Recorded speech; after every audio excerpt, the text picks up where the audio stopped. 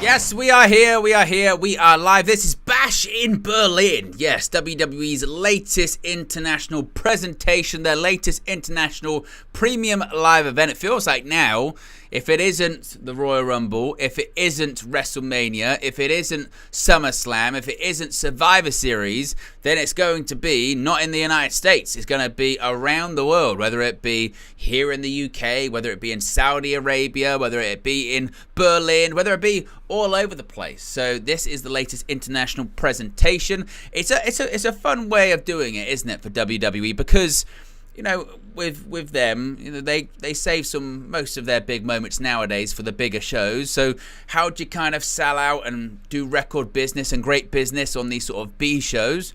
Put them around the world. Sell out the venues. Charge a load of money when it comes to the tickets, and have a great crowd. And that's exactly what they do. So this is Bash in Berlin. The show is about to kick off in about 11 minutes' time. They're at the Uber Arena, previously known, I think, as the Mercedes-Benz Arena.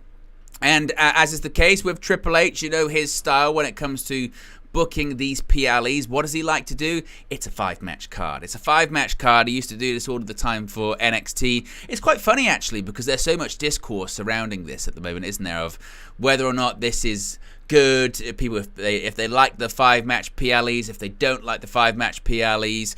And really, what the 5-match PLE is, again, if it's not the Royal Rumble, WrestleMania, SummerSlam, Survivor Series, then it's not going to be 5 matches. And actually, even Survivor Series now is kind of like 5 matches because War Games takes up a bunch of time. I'm not against it. I mean, for years, we used to sit through just the longest pay-per-views or premium live events. It got to the point when, what was it, 2018, 2019, they got totally out of control. Whereas every show was like 6 or 7 hours, and it was ridiculous. And even AEW at the moment, with them, it's like, they are long. They are long sometimes. So I'm not against it. They've got good pacing, and there's not so much you really need from a show like Bash in Berlin. You just need a couple of big matches. Again, the crowd's going to be red hot, and this should be a lot of fun indeed. So big up to everyone as you file in. Be sure to smash a like on the like button. Be sure to subscribe, bottom right hand corner. Already Nathaniel, it says welcome. I think he's renewed his membership because he's got a green badge next to him. So big up. He's a member of the WN365 roster. You can see right there. HJ says, hey Owen, hope you're doing well. I am doing well. I'm happy that when it comes to football, the transfer season is over. It has been, folks, one busy summer, a really busy summer when it comes to obviously the European Championships and then preseason tour of America and then the transfer window. I am exhausted. So I'm glad that that's over. There's a big match for Man United tomorrow, but I've had a relatively football-free day today. It's all about the graps, all about the wrestling, and I'm going to enjoy myself whilst I do it. So big up, appreciate you tuning in as well. As far as matches on the show, we can get to some of these. As I mentioned, it's only a 5-match card, so I think the show will probably go for what? I think they've earmarked it for sort of 2 hours 45, maybe 3 hours, something along those lines. But it's not going to be a super long show by any stretch of the imagination. Let's start with the Women's Tag Team Championship. The Women's Tag Team titles are on the line. The Unholy Union facing off against Jade, Cargill, and Bianca Belair. I feel, haven't we seen a version of this match like 4 or 5 times on these premium live events? It feels like, these 5-match cards, we've got to have a Women's Tag Team Championship match. I think they lost the title, and was it a 3-way at Clash at the Castle?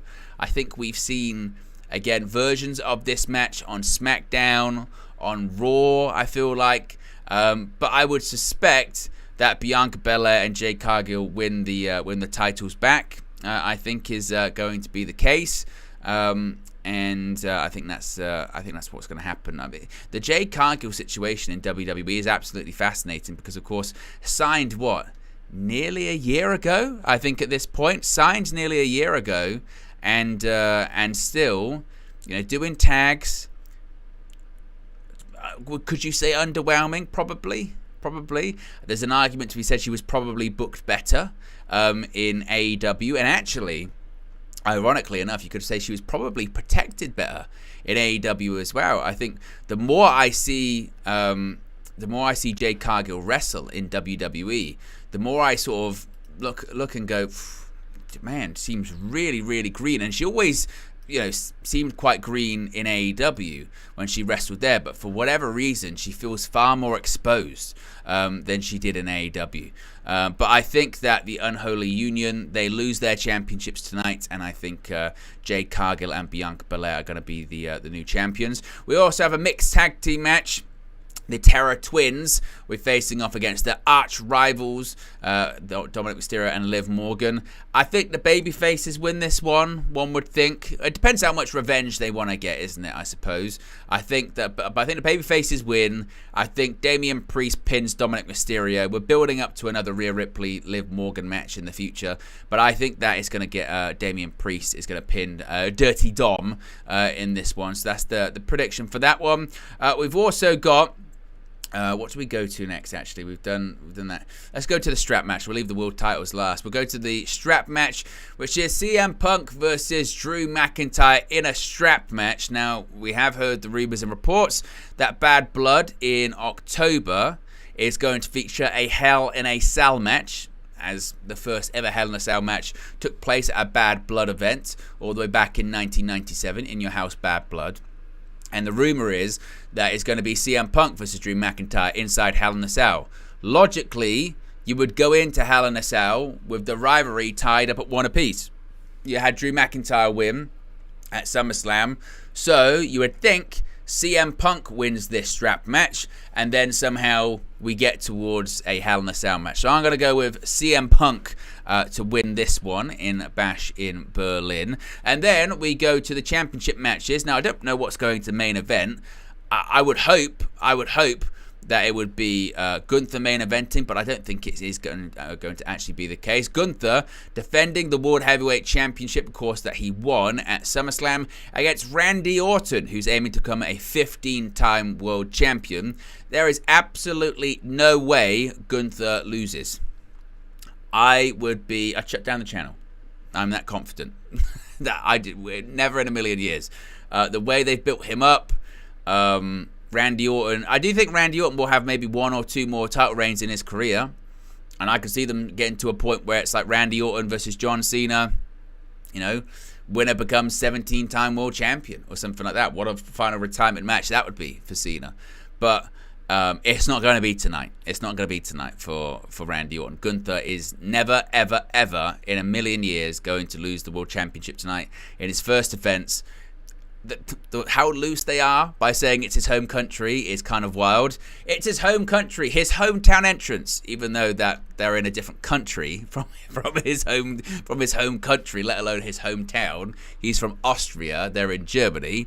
But there is no way that Gunther is going to lose this one. So Gunther, he will retain the World Heavyweight Championship tonight. And then we get into the main event, which I say is the main event. I think it is going to be the main event just purely because it's Cody Rhodes, and he seems to main event these premium live events every single time. Cody Rhodes versus Kevin Owens. The story that they're trying to tell in this one is that Kevin Owens turns on everyone. He's friends with Cody at the moment, but he turns on everyone. So eventually, Cody is going to turn on you too. And I suspect that Cody Rhodes wins, and maybe Kevin Owens turns on him, afterwards, probably, and extends the feud. With Cody, it's a really interesting one at the moment, isn't it? Because he essentially has to fill a year of television as the WWE champion, because we all know he's not going to lose it. He's going to hold it through WrestleMania next year, because he's facing The Rock at WrestleMania next year. It's not been announced, but that's what the plan is. It's going to be Cody Rhodes, WWE champion, versus The Rock, People's Champion, with his belt that he got during the Hall of Fame from Muhammad Ali's widow, and he was carrying it around during WrestleMania week. They've already said that. They've already done the thing of, can I hold your belt, you could hold mine, and all that kind of stuff. We're getting Cody Rhodes versus The Rock at WrestleMania next year. WrestleMania's going to be on Netflix. Internationally, domestically in the US, it's going to be on Peacock. It's going to be the most viewed WrestleMania ever, because it's going to be the easiest WrestleMania to watch ever worldwide. And they want to do a big main event, which is going to be Cody Rhodes versus The Rock. So between now and then, they basically have to do these kind of programs for Cody to have something to do and to have matches and do good TV. but it's difficult, and I think that's really the reason. I know there's been a lot of discussion about Cody's WWE Championship reign, and has it felt quite flat? Has it been quite underwhelming? Blah blah blah. And I think a lot of it's been knocks against Cody as champion, and I don't think that's particularly fair. I think the reason Cody Rhodes' title reign maybe does feel underwhelming is just because we already know the outcome of it. We already know the destination of where it's going, don't we? That's why, because we all know that he's not going to lose for a really long time. The best title reigns are the one where when you do have the matches, you go, this could genuinely go either way. It was a bit like last weekend, with Swerve Strickland and Bryan Danielson. You didn't know. I mean, you thought, I think Bryan Danielson's going to win here, but you go, well, he could retire. That is entirely possible. You go into this match tonight going, well, I know Cody's not going to lose the championship. And I suppose, look, it's possible, hypothetically, that he could lose it and then he'd win it back really quickly. But in the Triple H era, thereof, having long world championship reigns, and that's going to be no different for Cody Rhodes, isn't it? So I think Cody Rhodes wins this one. As far as maybe the match that I'm looking forward to the most, or matches I'm looking forward to the most, I'd probably say I'm looking forward to the strap match with McIntyre and Punk. I think that, again, that was interesting at SummerSlam because some people really liked it. Some people thought it was quite underwhelming. Some people thought that CM Punk looked pretty gassed up or pretty blown up after about 5-10 minutes, which I sort of did kind of see why they would say that. And then that's what's great about pro wrestling too, is when that was the case, you also get other people go, no, he's just selling, brother. Go watch a Bret Hart match, like with Bret. I tell you who was the king of looking blown up and never being blown up was legitimately Bret Hart. If you go and watch a Bret Hart match, the guy always looks like he's sucking air after about 5 minutes, but he never is. He's always like, he looks, but that's because he's a genius. That's why, because he's a genius. But I don't think Punk was doing that at SummerSlam. I think legitimately he might have been a bit blown up because when he worked the Rumble, when he got injured, he looked a bit blown up in that one too. So maybe he's got a bit more cardio under his belt, a bit more ring time under his belt. Maybe this one will be a bit smoother, a bit better. I thought the match was fine between them at SummerSlam, and the right winner in McIntyre. And then obviously I'm looking forward to Gunther Orton because I just think the crowd is gonna, really carry that one through as well. So very much looking forward to that as well. As we're just about to go live for Bash in Berlin.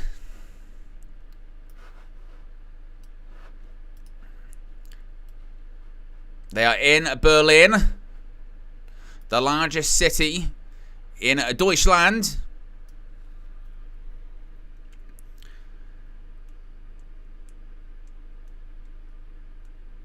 Oh, look at this. They've got a map as well. I'm glad to see, obviously, both wrestling companies getting more international as well, doing more events around the world, premium live events around the world.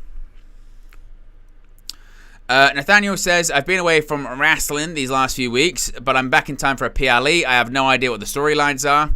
Ron says, I hope Rhea gets her hands on Dom. Bobby G says, I wouldn't necessarily have KO turn. I have the Bloodline attack Cody, and KO stands back and watches rather than helps Cody. Bobby G also says, Cody's not going to lose the title for a while.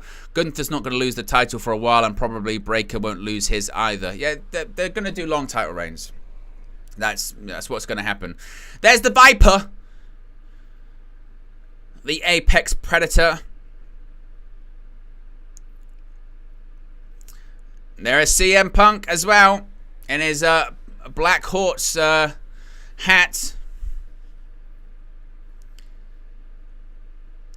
And there is Drew McIntyre. Got the shades on. He's got the bracelets as well. The biggest championship in pro wrestling today. Not certain titles. It's the Punk bracelet. There's the Terror Twins arriving. And there's Michael Cole called him the Bonnie and Clyde of WWE. Liv Morgan and Dirty Dom with the big mustache. Good Lord.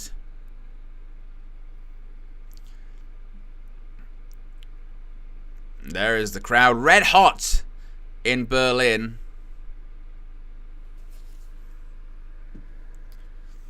Oh, so we are starting off with the WWE Championship Well, Cody's definitely not losing then, is he? He wasn't losing anyway, but definitely not. And there's Cody Rhodes. Is he going to do the weird smile that he always does?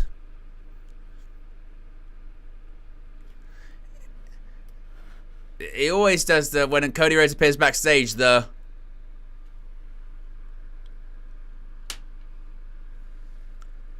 then he snaps into seriousness. When he does this, he goes... That's what he does. And it goes, Cody Rhodes. All the time.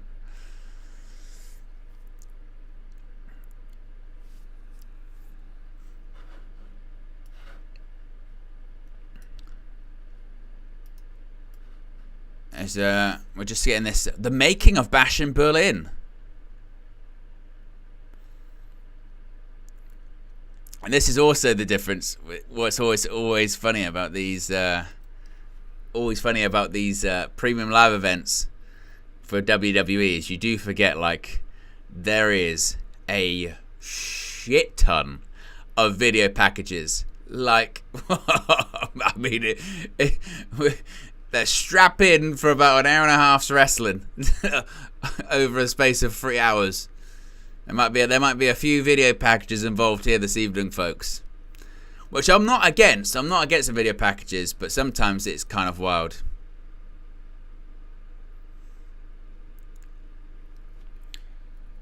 And this isn't really like a intro promo package, really, is it? This is very UFC.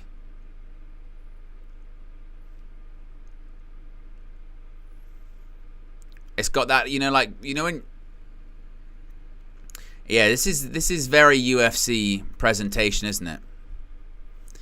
If you've ever watched those like UFC countdown shows, but tell you what, some of the UFC countdown shows are brilliant. You know, you watch if you have no idea about the fighters or anything like that, and you watch those shows, you go, oh, now I know, I know what the situation is with these guys, so I know what the story is.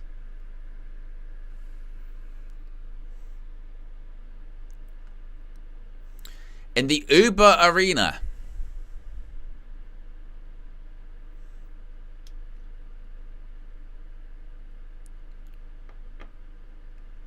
If you haven't already, click the like button. Be sure to subscribe as well if you're at it. It's the bottom right hand corner.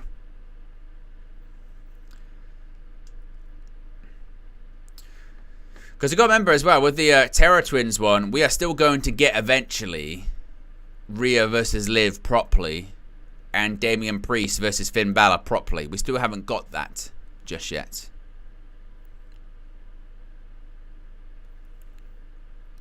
This is Bash in Berlin.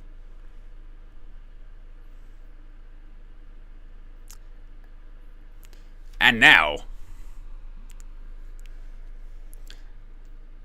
as we are live inside the Uber Arena, looking live, as Michael Cole would say, looking live in the Uber Arena in Berlin, Germany. Sold out. Over 13,000 people in attendance. I'm sure they all paid a pretty penny for that show. And WWE's probably broke some records when it comes to attendance and gross and all that fun stuff. And here comes the challenger for the WWE Championship. The Undisputed WWE Championship is on the line. It is this man, Kevin Owens, facing off against the American Nightmare, Cody Rhodes, for the Undisputed WWE Championship. 7 years since Kevin Owens has held a singles championship in WWE.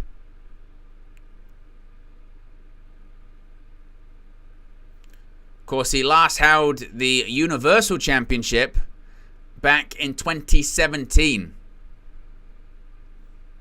2017, he last had that Universal title. The second ever WWE Universal Champion, of course. Won it on Raw in a fatal 4-way elimination match thanks to some assistance from Triple H pinning Seth Rollins. And then would lose it months later to none other than Bill Goldberg, thanks to interference from his former best friend Chris Jericho. He lost it in just seconds at Fastlane just before WrestleMania back in 2017. Is tonight the night where he can win a world championship for the first time in 7 years? That would be a turn up for the books, wouldn't it? Of course, this is a WWE Premium Live event, so that means the ring is blazoned with a Prime logo in the middle of the ring. And it's Michael Cole and Wade Barrett on commentary this evening. No Pat McAfee, of course, he's doing College Game Day now. No Corey Graves. There are the international announce team, the German announce team. You know what, it's funny as well, seeing all of those bottles of Prime everywhere and what have you, is I remember, was it like a year ago or a couple of years ago when, you know, when that Prime fever hit, it was like Beanie Babies in the 90s. And people were going to like corner shops and buying them for 50 quid. Now, you can get them for like under £1 here in the UK. Here comes the American Nightmare. The undisputed WWE champion.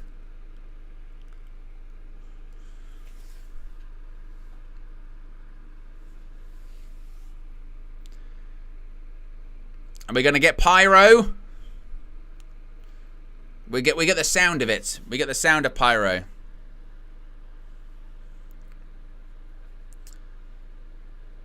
There he is. Patriotic as ever. Yeah, I am surprised about, actually, as they've got the decibels being recorded.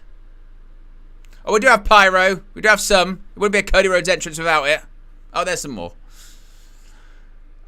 I'm surprised, like how I'm surprised how popular the American Nightmare is, like internationally, if that makes sense. Because, for instance, when it was All In last weekend, they had Martha Hart out there. She just said the words Canada and America, and the entire crowd at Wembley Stadium started booing. Like, nah, boo! Boo, don't say other countries. But with Cody, he comes out and goes, I'm the American Nightmare. And everyone's like, yeah! America! I suppose it's a testament to his popularity.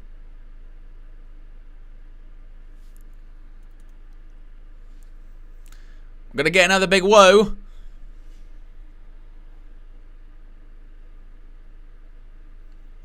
And even more pyro. Look at the pyro from Cody Rhodes.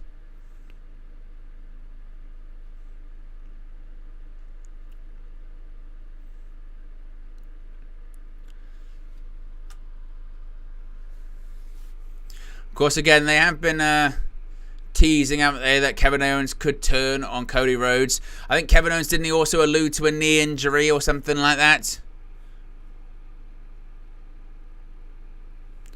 Kevin Owens whispered something to Cody Rhodes last night as well on SmackDown.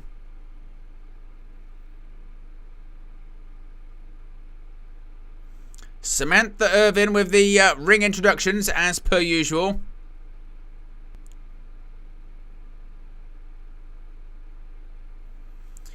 Introducing the challenger from Marieville, Quebec, Canada. They've got the 4K cameras, or the 8K cameras, aren't they? What a shot that is. Of Kevin Owens not taking his eyes off Cody Rhodes as he's perched on the top rope. And the crowd in the Uber Arena with chants of KO for the former Universal Champion.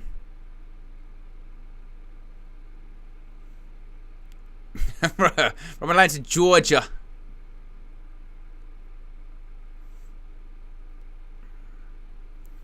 The undisputed WWE champion.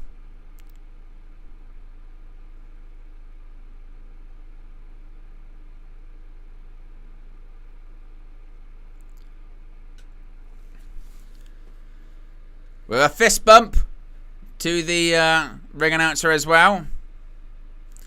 Jessica Carr going to be the referee for this one.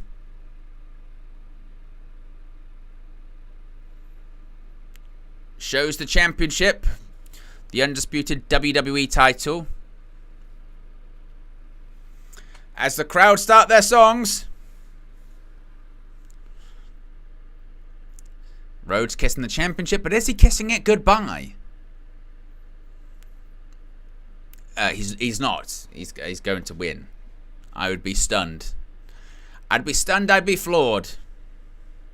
But you never know, of course.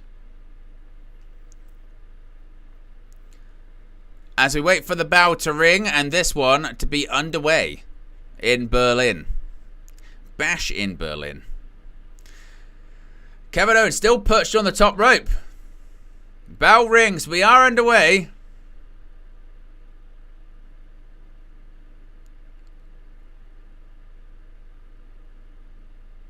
Listen to the atmosphere. Kevin Owens. He's perched. He's thinking. Pensive. Thinking about what he's going to do. What he's going to have to do as well to leave as WWE Undisputed Champion. It's not as if as well, in the 7 years since he has been Universal Champion, he hasn't had opportunities at the title. My goodness me, he's had opportunities. Multiple against Roman Reigns. And I tell you what, it's gone down to a frenzy. The bell rung and this one, the crowd's just gone mental. They're up on their feet. They're screaming, they're clapping. This is what happens when you get an international crowd. They haven't even touched. Look at this.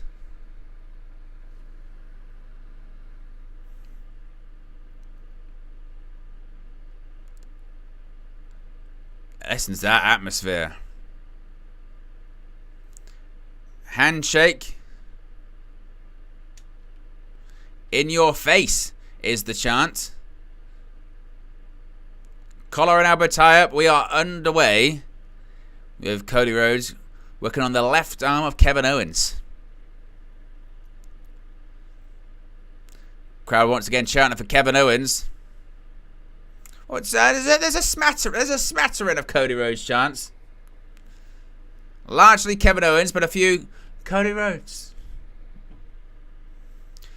But again, this is why this strategy of having these shows in these places is genius. Because if they had this just a random August pay-per-view in, no disrespect if you're from there, Davenport, Iowa, right? They'd be like, oh, the crowd would be fine, but they get to see it quite often, wouldn't they? It wouldn't be as electric as this, and it makes these shows feel bigger. Kevin Owens still got that side headlock. Cody Rhodes throws him off the rope. Oh, shoulder tackle. Sends Cody Rhodes down. Bounces off the canvas. And once again, in your face is the chant from the crowd there in Berlin. Of course, largely would be from Germany, but of course not necessarily, because, when there's a big WWE PLE in Europe, there's lots of neighbouring countries that people will go, I'll go watch that. I'll go to Berlin. We'll make a trip out of it. So there'll be people there from the UK, from Austria, from Italy, from Spain, from Belgium, from the Netherlands. Springboard, or a bit of a hesitation, caught by Kevin Owens. And Kevin Owens waves the finger and just goes, no, no, no. Of course, that's been the rumour. The report is the bum knee that Cody Rhodes has. And Kevin Owens is looking at it. Kevin Owens is looking at the knee. As if to say, I know you've got something wrong with your knee.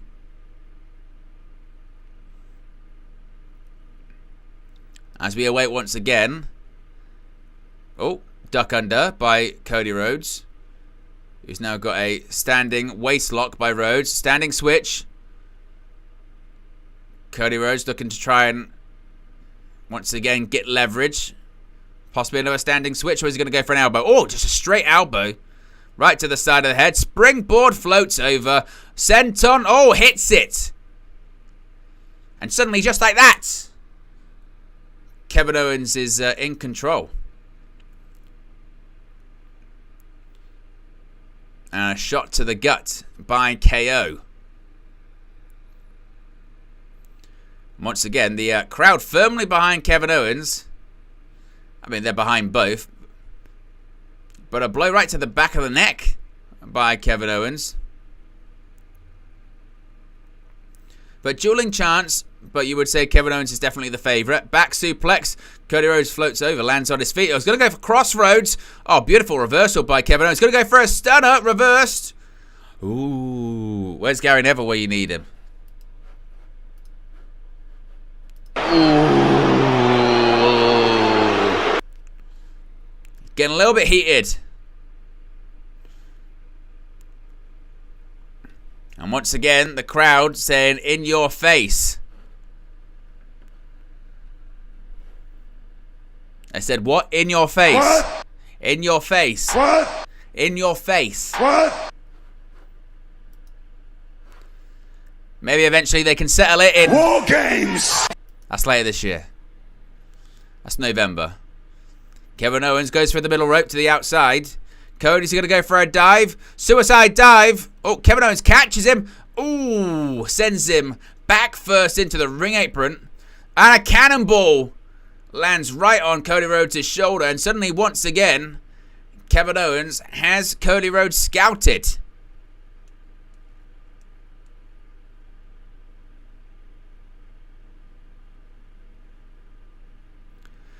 Cody, springboard. Oh, disaster kick. Sends Kevin Owens back to the outside.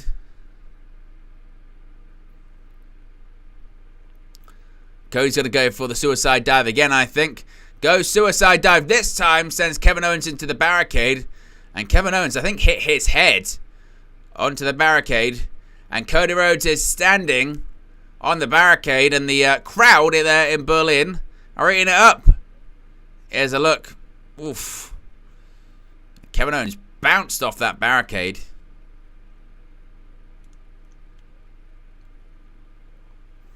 Throws Kevin Owens back into the ring. Cover. Wasn't even a count.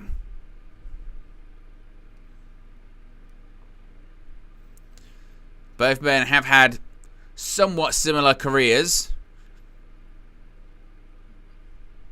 in terms of championships in WWE. And a short arm scissors. Look at this. Short arm scissors. I believe, was it Cody Rhodes who said this was the most underappreciated, underutilized move in professional wrestling? Short arm scissors. What a wrestling hold. What a wrestling hold that is. Broken up by Kevin Owens.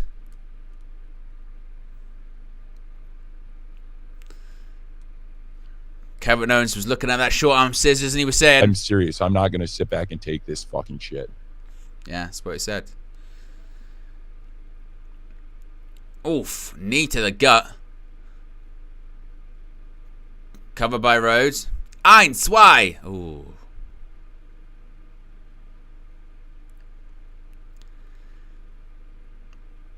What's he going to go for here? I think he's going for another submission. Or maybe it's now Rhodes. Now Rhodes is going to go for the knee. And say, it's not me. It's not me the one that's got the bad knee. It's you, KO. You're the one that's going to come out of this match with the bad knee. Son of a bitch! As a chop. Oh, and a drop kick. Kevin Owens just bounced off the rope on that one. Now he's going to go for a figure four. Yes, figure four leg lock. Shades of the Nature Boy himself. A figure four leg lock, middle of the ring, nowhere for Kevin Owens to go. His shoulders are down, the referee counts one, he sits up. There's only a few things he can really do here. He can roll over, reverses the pressure. Somehow he can try and scoot on his backside to try and reach the ropes. Or just try and reduce the separation between himself and Cody Rhodes.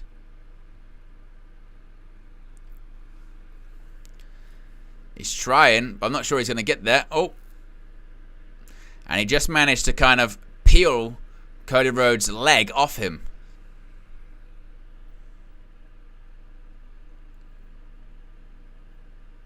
Oh. Chop by KO, but a right hand by Cody. Hits the rope. Ooh, over the top. Oh, kick to the shoulder. What's Owens going for here? Oh, shoulder barge, and then that just sends Cody Rhodes bouncing off the barricade, ribs first. An ugly landing indeed. Oh, and a frog splash off the apron. Oof. And maybe that might turn the tide in the favor of Kevin Owens. He's still favoring his knee, by the way.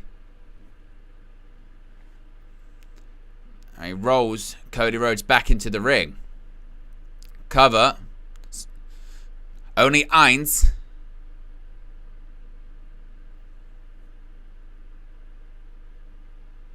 And look at this. He's just ensuring that Cody Rhodes can't protect himself. He's going after Cody Rhodes' ribs.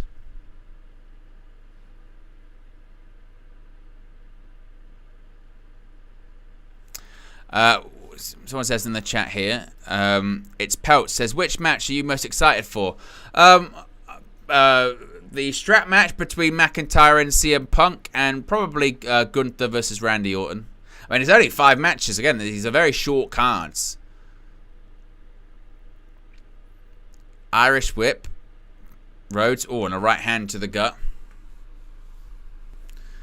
Side Russian leg sweep. And a count of 2. Now Kevin Owens going for it. Is this a version of like a bear hug? Yeah, he's just trying to squeeze the air out of Cody Rhodes' midsection. It's the midsection, it's the ribs, it's the wind.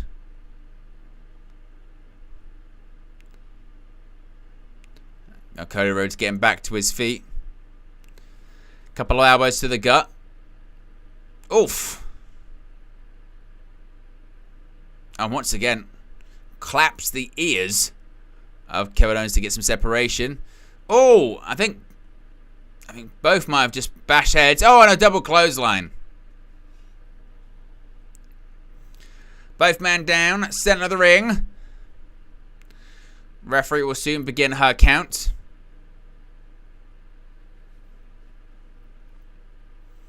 Well, usually they would. Still hasn't started the count just yet.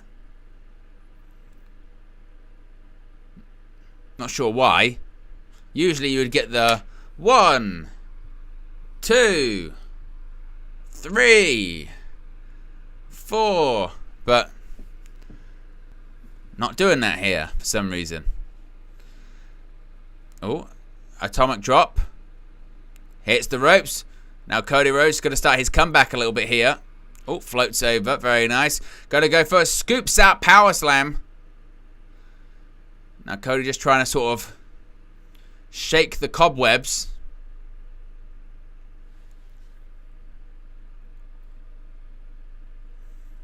Now what's Cody Rhodes going to go for here? Springboard disaster kick. Oh, it nails it. And Kevin Owens just crumbles down. Cover.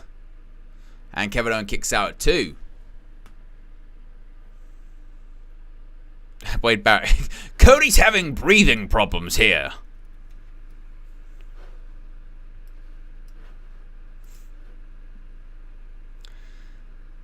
As both try to get back to their feet.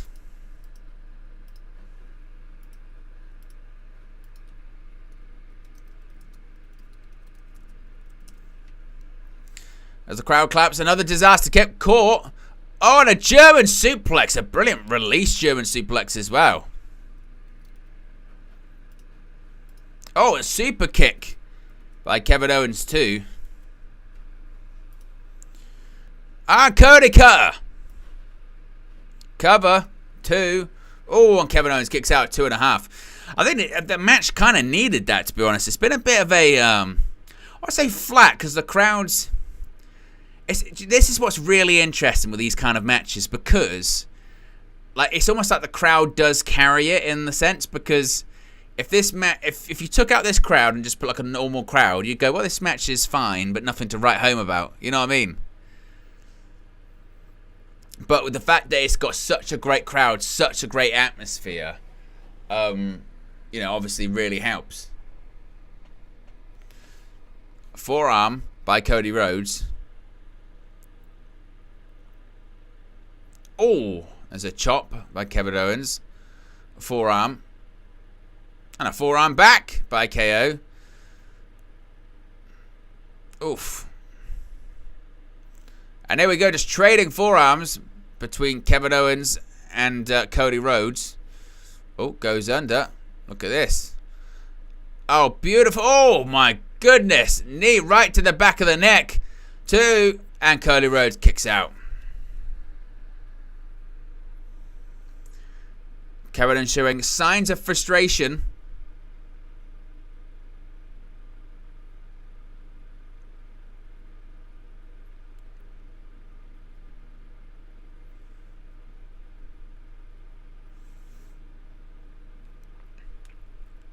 Still the dueling chants continue. Kevin Owens and Cody Rhodes. Rhodes once again preventing Kevin Owens from coming off the top rope. Oh, a big chop there by the American Nightmare.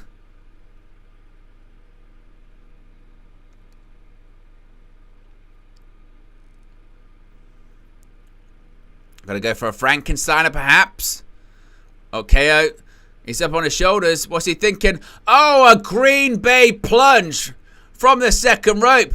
2. Oh, kicks out. Shades of Ken Kennedy. Mr. Kennedy. The Green Bay plunge. Take a look at this. That rolling senton from the second rope. Oh, it's just a move that absolutely sucks when it comes to the ribs.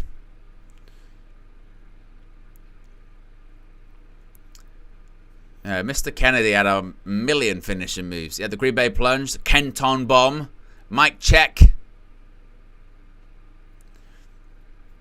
Crowd chanting, "This is awesome."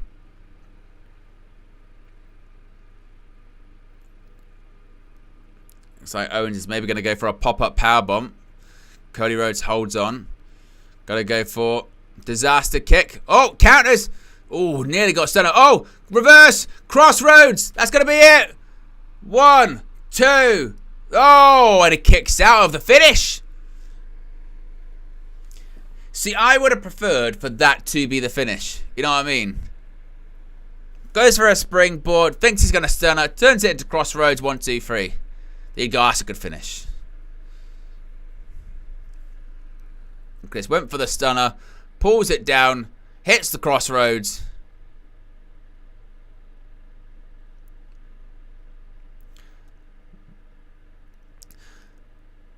But the Uber Arena is rumbling, to say the least.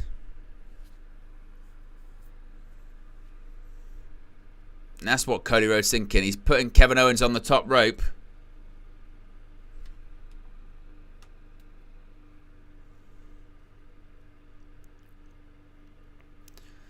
Cody climbing. Oh, Kevin Owens is going to counter. He's going to counter. Look at that. Oh, from the second rope. That kind of inverted brainbuster. And he's crawling. He's crawling. This is all wasted time. This is all wasted time. Cody's out cold. Cover. 2. Oh. Where's Gary Neville again?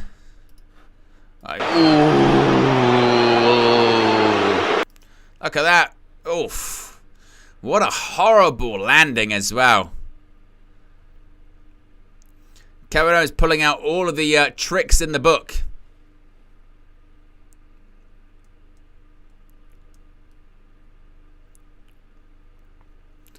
Now, Owens has got a look of desperation on his face. Got a look of, what do I need to do? What more can I do?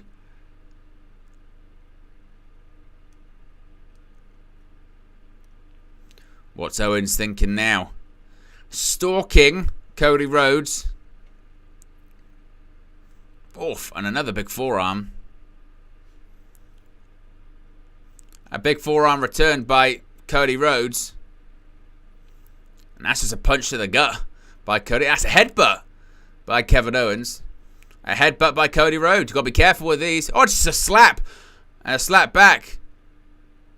Kevin Owens slaps out a bit more. And here we go. They're just teeing off. This is turning into a hockey fight. Oh, super kick. Oh, super kick back. Another super kick. Oh, catches it. Oh, big right hand, big uppercut by Rhodes. Shades of gold dust. Avalanche Cody cutter. Oh, he slipped. His knee buckled. The bad knee. The bad knee. Look at Kevin Owens' face. He's thinking. You can do it. He thought about going for it. But he won't do it. Killer instinct. Now he's telling the referee to go check on him. He hesitated.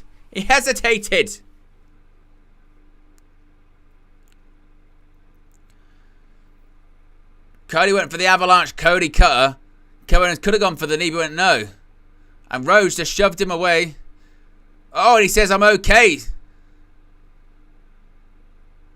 Oh, and look at KO. Now he goes to the knee. He finally went for the knee he had to. The killer instinct. Now what's he going to do? He's thinking powerbomb on the apron. And now it's hesitating. You've lost your killer edge. Kevin. And he's not doing it. He couldn't pull the trigger.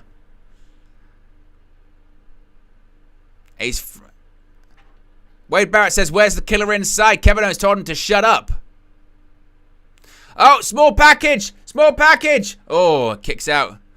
Kevin, gotta go for a stunner. That might be it. Cover. 2. Oh, and Cody Rhodes kicks out. But if Kevin Owens had the killer instinct, if he had the bastard inside of him, if he had that vicious streak, would this all be over already? Maybe it would. If he could go for the knee, if he could powerbomb him on the apron, if his conscience didn't get in the way, he could be WWE champion. Instead, the match is still ongoing.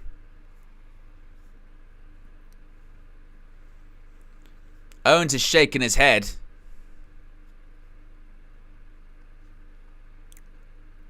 He's talking more smack to Cody. He says, you asked for this. Oh, reverses. Oh, another. Crossroads again. Is he going to get him up for another? He's going to get him up for a second consecutive. And up to his feet for a third. Oh, he counted 2 crossroads into a stunner. He's fine apparently. 1, 2. Oh, and he kicks out. Talk about burying your finish. He's kicked out of it twice. He just got hit with 2 crossroads and he's completely fine. Cody, retire the crossroads. It don't work, mate. Apparently it's fine. Both men down.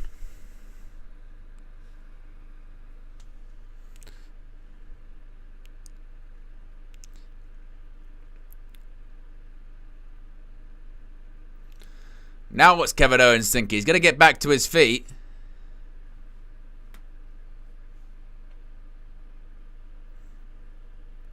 Going to the top rope.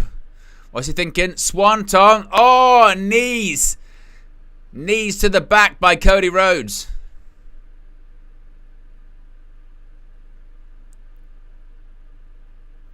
You're going to go for a crossroads again.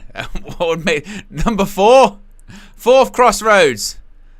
1, 2, 3. That one worked. Oh my goodness. Cody Rhodes retains. We knew he was going to retain. Let me know your thoughts about the match. Get your star ratings in the chat. Rate it out of 5. I'd probably give it a 3. You know, some good near falls. I'm not massively keen on the you know, it took 4 crossroads to win the match. Good storytelling in the sense that, you know, the story is he doesn't have the killer instinct. He couldn't pull the trigger. He should have gone for the bum knee. If he did, he would have probably been the champion. But again, I'll maybe give it a 3. But I'm not big on the whole, you know. That bit I like. I like the story. I like a match with story. I like a match that sort of has these moments, and you know, there's definitely more to come, isn't there, when it comes to it? Because he's got to turn heel to kind of get his killer instinct back. And those kind of moments did work. But you mean to tell me, a minute ago he hit 2 consecutive ones and Kevin Owens can turn that into a stunner, but then he hits 1 crossroads, 1, 2, 3, out for the count. No problem. So I give it a 3. And obviously the crowd helps a lot. Well, and also as well, listen to the noise. When he hits the crossroads there, and no one in the crowd believes that that's the finish. No one agrees in the crowd that thinks that's the finish, because they're like, well, we've just seen 3 and he's kicked out of them all, so what is that going to be?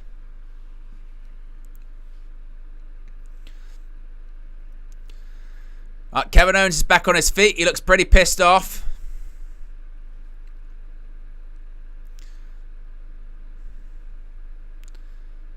Cody Rhodes is offering some words of support. He's hugging. Look at that. Kevin Owens is hugging Cody Rhodes. Oh, you are so in trouble, Cody. Look at Kevin Owens' face. And he slapped the camera. He slapped the camera out of the way.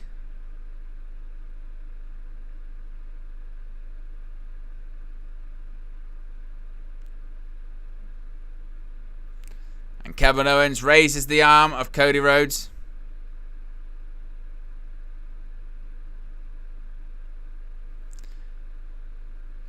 Well, no heel turn just yet. But the stare, the death stare that Kevin Owens gave when he was hugging Cody Rhodes there and slapping the camera out of the way, there might be more to that, isn't it? There might be more to that one. And also, I know, and this, by the way, this is so true, that when you've lost, there is nothing worse, isn't there, than when the winner comes up to you and goes, look, unlucky, mate. You did you did really well in that game. That was a real test. Unlucky. You were really, really good. You go, yeah, thanks. You used to get that all the time in football afterwards. They're really nice to you and shake your hands afterwards. Really well played. Really well. Oh, really tough game. I didn't think we were going to win, but we did. And yeah, really, really difficult. And you go, yeah. Because you know, well, if we had won, I don't think you'd be being as nice to me right now. If we did win this game, or we had won that match, I don't think you'd be so... Oh, I tell you what, bloody well done. You were really, really good. You should be really proud of yourself. I don't think that was what would really happen there. Maybe I'm wrong. SmackDown's coming to the USA Network beginning September 13th. So what's that? A couple of weeks. The Fox era of SmackDown is ending.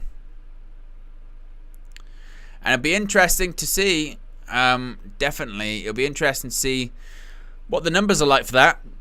Because logically, you would think, obviously, you know, SmackDown on Fox does, you know, close to 2, doesn't it? Or over 2. Whereas USA, it'll probably be lower. Maybe like 1.7. I mean, the debut will do alright, but that'll be interesting to see.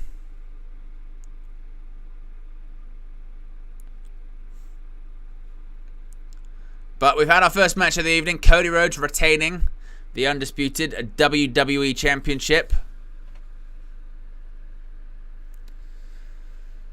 Looks like we're going to have the Women's Tag Team Championship match coming up next. Jade Cargill versus Bianca Belair.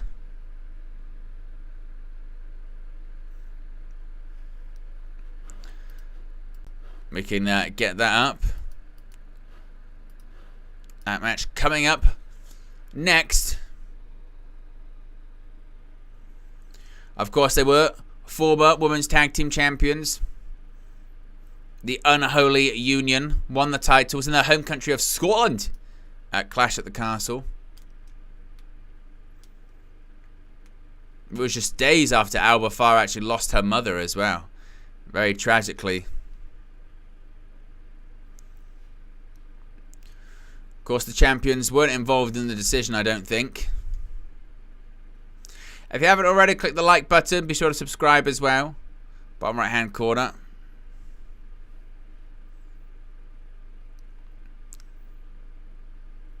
That's when it was Alba Fyre who got the victory. And they won the Women's Tag Team Championships.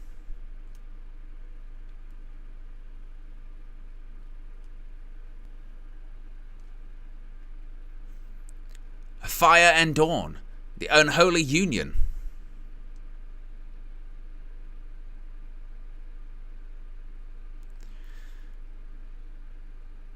But what's interesting with this is, again, I think Bianca Belair and Jade Cargill will win. But still, the story is eventually Bianca Belair turning on Jade Cargill, right? Because you remember when, it was after WrestleMania, wasn't it? Or during even the build-up to WrestleMania, I think it was. And they were doing this whole thing like, Bianca Belair, they were doing the Drew McIntyre thing with her. Basically been like pointing out like, why is everyone nice to Bayley? She's been horrible to everyone for years. Well, for like the last 2 years. With a faction that's ruined all of our lives. Why are you suddenly all being nice to her? And it was, Bianca, that's too harsh. I can't believe you would do that or say those kind of things. That's terrible. That's terrible. And, yeah, but it kind of feels like they've just sort of dropped that. You know, it feels like they just kind of sort of dropped that. Oh, she might turn heel, maybe. Maybe she won't. I don't know. I do think, again, clearly this tag team has been to be like, oh, let's get Jade Cargill more seasoned. You know, let's get her in a position where her in-ring works better, blah, blah, blah. But the problem is with that is that it hasn't. You know what I mean? It's not really changed or improved all that much, has it? So, yeah, as I said, the Jade Cargill run in WWE at the moment is quite interesting, to say the least, because I haven't seen like dramatic improvement or anything like that. And if anything, like I said, I think there's an argument to be said she might have actually been protected or presented better while she was in AEW. But there's still time, I suppose. And we'll see how she does in this one. Because in these big PLE matches, there have been points with Jade Cargill where, a couple of times actually, where like a botch has happened and then she just totally kind of loses her way. You know what I mean? She totally loses her way, and you can tell she's like scrambling, going, what am I meant to be doing next? What am I meant to be doing next? Where am I going? Where am I going? What am I supposed to be doing? And you can kind of see she gets a bit lost and flustered by maybe some of the botches. So she's just got to have perfection in the ring. Otherwise, it might not be going very well, perhaps. But I think they do win the women's tag team titles here in our second match of the evening. Second out of 5. Speaking of which, a storm is coming. Or a storm is here.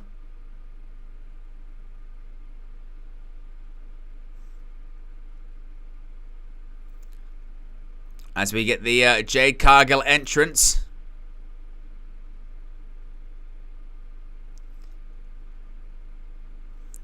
Steps through,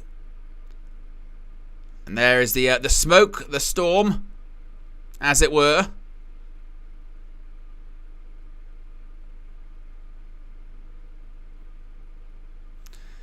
It's got the green look going on this evening. It says she's green because she's money. That's why.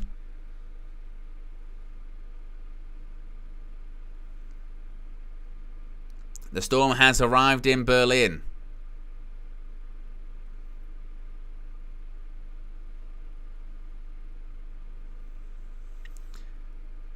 That's a great shot, isn't it? That above the ring shot. Look at that. The silhouette. The double body pose.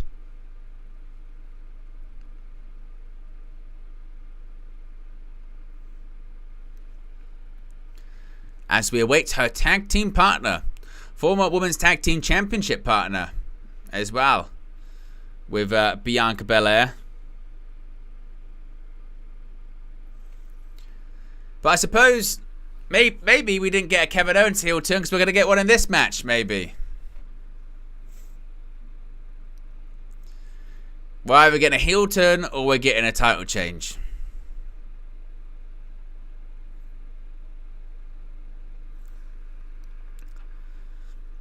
And here comes Bianca Belair. I kind of do feel like a little bit that Belair does need some kind of evolution. You know what I mean? I feel like she needs some kind of evolution, something different. Like a guy dancing. Like, you know, she's had the same EST gimmick for like what now? Well, ever since she's been on the main roster, but she's had the same gimmick, same song, same kind of look for a while. I feel like she just needs a bit of a change, perhaps. Something just a bit different, something to sort of freshen up.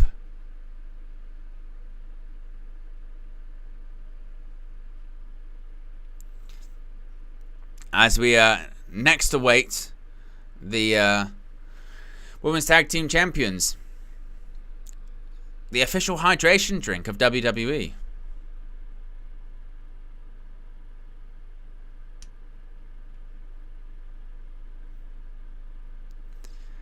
Well, here come the Women's Tag Team Champions. The Unholy Union. I always struggle to say that. Unholy Union. Unholy Union.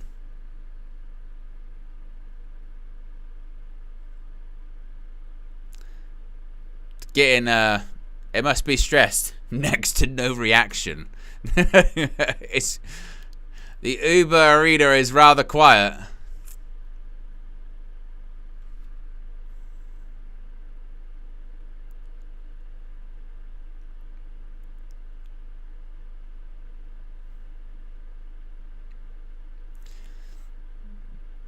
As they make their way to the ring, a few, you know, thumbs down from the crowd.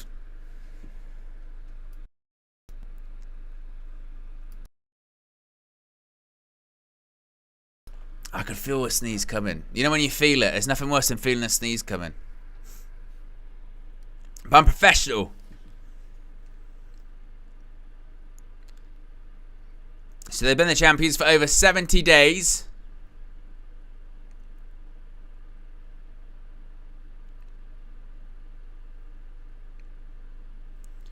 And the question is their title reign about to come to an end, or will it continue?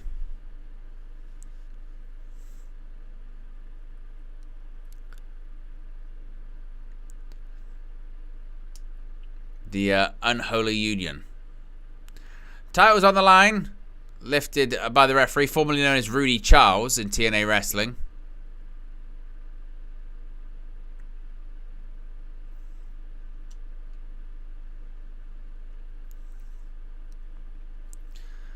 For the Women's Tag Team Championships, the bell rings. We are underway. Oh. Alba Fyre's now in. What's going on here? What's going on? Get some control, referee. Now all four are in the ring. What's going on here? Oh, they're both now fighting. They're all fighting at the same time.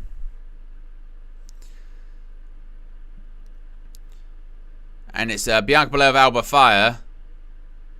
Jade Cargill with a backbreaker to Isla Dawn. Oh, look at this. Oh, Bianca Belair with a gut buster. Just turned her inside out with that one. Oh, and just froze Isla Dawn. Alba Fyre, excuse me, into the corner. And in comes Jade Cargill. Stomps in the corner. Tags in Bianca Belair.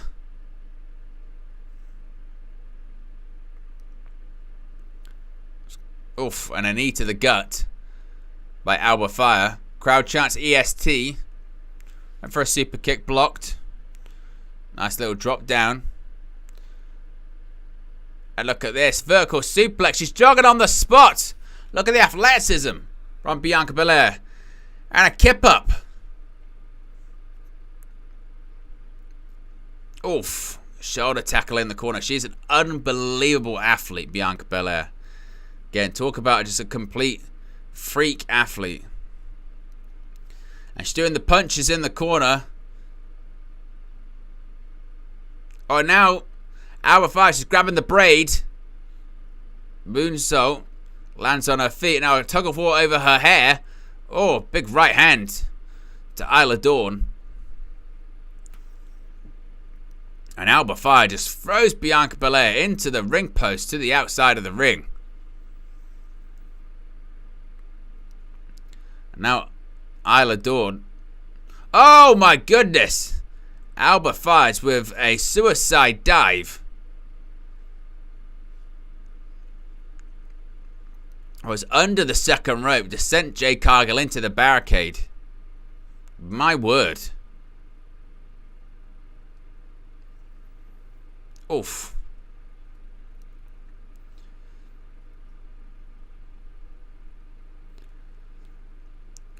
Referee Dan Engler is saying, get back into your corner, Jade Cargill.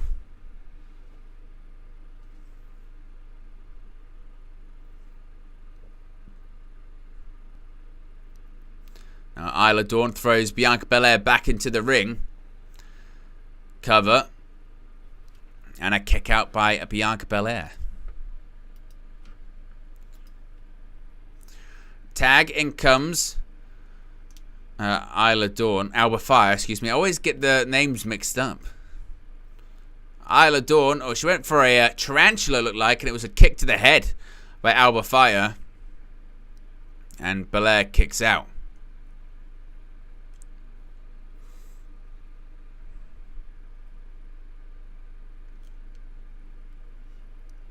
Oh, drop toe hold. Sends Bianca Belair into the bottom rope. Rope first. Oh, and a running knee to the side of Bianca Belair's head. That was nasty. Cover. And Bianca Belair kicks out.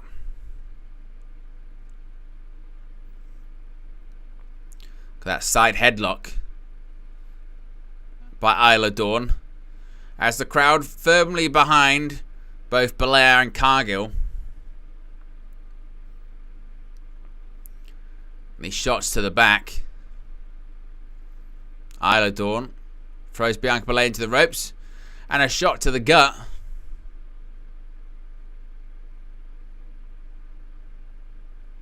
Oof. Look at that. Knee to the gut. By Isla Dawn. Crowd continues to chant at EST. Oh, goes for a sunset flip. Alba Fyre tagged in by Isla Dawn. Oh, and a kick right between the shoulder blades. Oh, and a Meteora. Cover. And kicks out at 2. Michael Cole's favourite move. Meteora. Stomp to the back of Bianca Belair.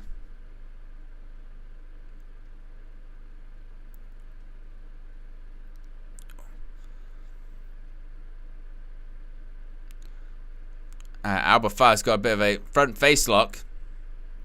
Irish whips Belair into the corner. Oof! Shot by Fyre. Couple of knees there as well. And look at this, a version of an octopus. Beautiful submission hold that is.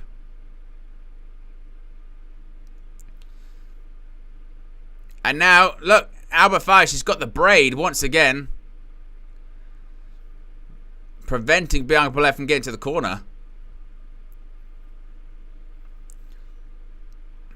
And Dawn helps out in the corner there. Fat Thor says, big up folks, what are the results thus far? Well, we had the opening match. Cody Rhodes defeated Kevin Owens to retain the undisputed WWE Championship. And this is our second match of the evening for the WWE Women's Tag Team Championships. The Unholy Union facing off against Bianca Belair and Jade Cargill for the WWE Women's Tag Team Championships. Nearly there to make the tag. Oh, ducks under. Reverse elbow. Spins. Oh, look at that. Oh, tornado DDT. Alba Fyre. She used Jade Cargill for some momentum. Oh, and Belair kicks out. Alba Fyre. She used Jade Cargill as a bit of a sort of springboard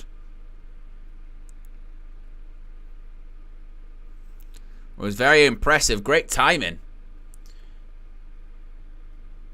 Look at this. Oof.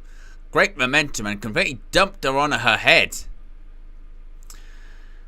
Jason Ramon says, Owen, do you have any Jim Ross on the soundboard? How could you have a soundboard without any Jim Ross on there? My goodness me. Does he have no conscience? Does he have no heart? Do you have no soul, you son of a bitch? And Bianca Belair looking for the tag. Oh, and Alba Fyre sent over the top rope. Hits the floor hard. Bianca nearly there. Tried to get in Jade Cargill. Isla Dawn preventing it. Oh, and a back suplex to Isla Dawn. It's now the time. Is this tag going to happen? Is it going to happen? It finally does. Here's the hot tag. In comes Jade Cargill. Sends down Isla Dawn and Alba Fyre. Double clothesline. Takes them both down too. Double A spine buster. What she got for Alba Fyre? Oh, catches her. Oh, and a fall away slam sends Fyre right into the corner. Kip up. What a hot tag this is. Stinger splash in one corner. Going to have a stinger splash in the other. Back to the other and another one. Oh, super kick to Isla Dawn. I'm going to go for a suplex. Oh, a version of like a jackhammer almost. Oh, and kicks out.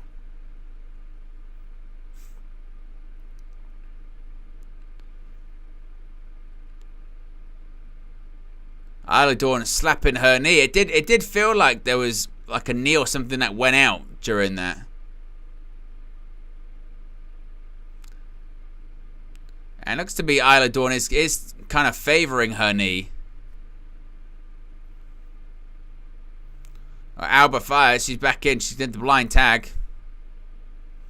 Oh, super kick to the side of Dawn's head. Tag back to Bianca Belair. Oh, look at that. Alba Fyre. Is she the legal competitor? I think she is. Gonna go for a backslide. I gotta go for here. Double team, that might be it. She's legal. Oh, and Jade Cargill breaks it up.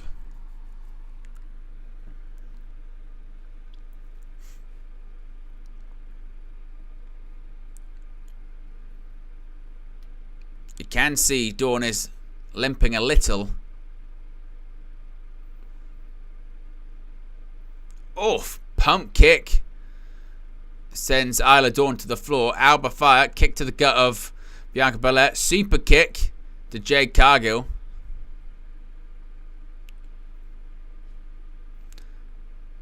Oh, she's going for that tornado DDT again. Look at this. Up in the air. Oof. Down goes Alba Fyre. Is this going to be the moment?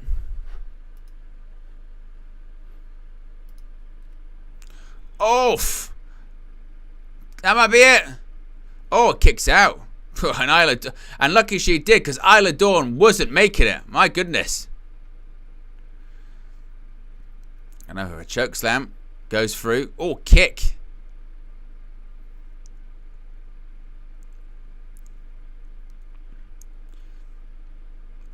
Oh, look at that. Look at that. Headbutt. A Glasgow kiss, if there ever was one, from Alba Fyre.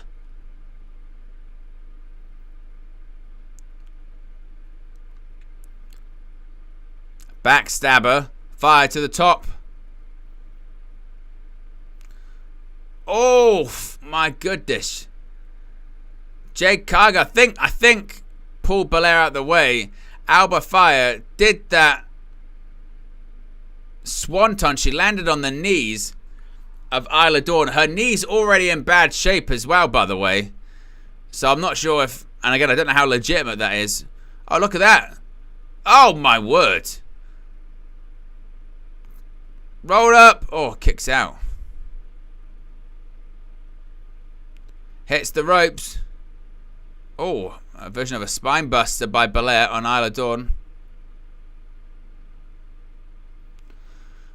Goes for this wheelbarrow into a DDT. Oh, wheelbarrow suplex. That might be it. 1, 2, 3. And we got new women's tag team champions. 2-time women's tag team champions are Bianca Belair and Jade Cargill. 2 times. Get your star ratings in for that one. It's one of their better showings, certainly.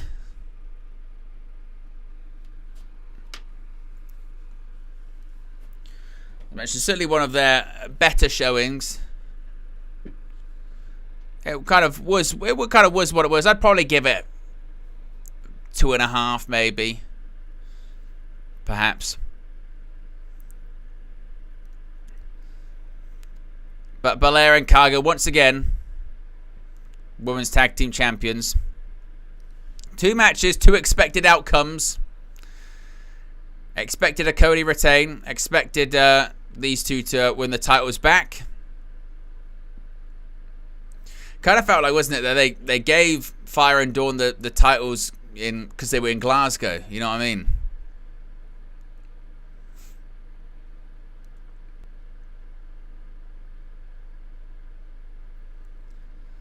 But new women's tag team champions. I wonder what will be coming next.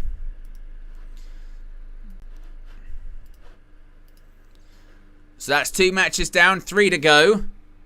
We've still got, of course, the World Heavyweight Championship, which I would think now would be the main event. So you've either got the Terror Twins mixed tag or CM Punk versus McIntyre. I think we're going to get Punk McIntyre next. That's my prediction. That's my prediction of what we'll get.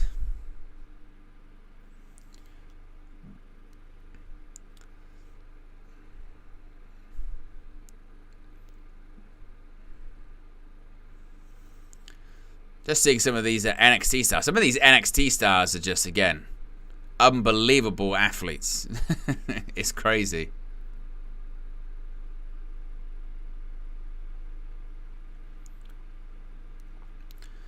NXT coming to the CW on October 1st.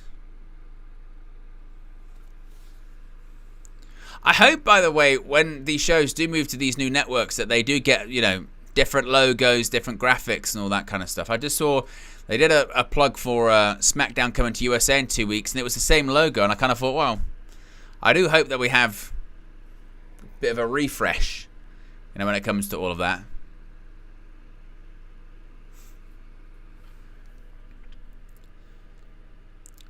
But of course, they are in the capital of Germany, Berlin, this evening for Bash in Berlin.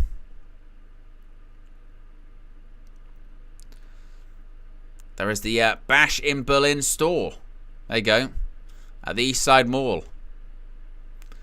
A lot of Cody Rhodes merch.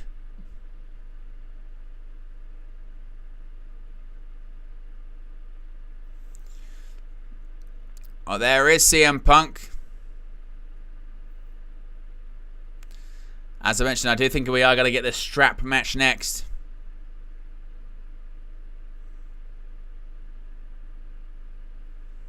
Indeed we are. Coming up next, it is Drew McIntyre versus CM Punk.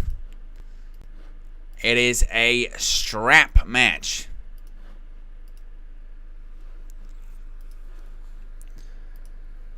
What people saying here in the chat. King of Hueco Mundo says, WWE lost the Fox deal and now they're on USA Network and CW. To be honest, King, like, I'm not on the whole, you know, tribalistic WWE, Triple H is a clown, Tony Khan's a clown, blah blah blah.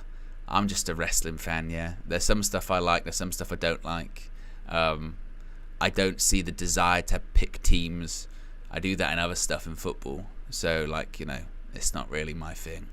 WWE's completely fine when it comes to their TV deals. I'm sure they're very happy, given the fact that they're on broadcast television, cable television, and on Netflix for potentially like 20 years or something. They are totally fine. They are doing record business. That's the thing with WWE is like, with some of the critics of them, and you can criticize them for definitely some things, but largely it is irrelevant. They are doing the best business they have ever done. What they are doing is clearly working. You know what I mean? Clearly what they are doing is working very, very well. So I don't suspect a pivot in their plans to change anytime soon. They are not worried at all about their TV deals or anything like that. Particularly their big one that they wanted was the Netflix deal that they've got.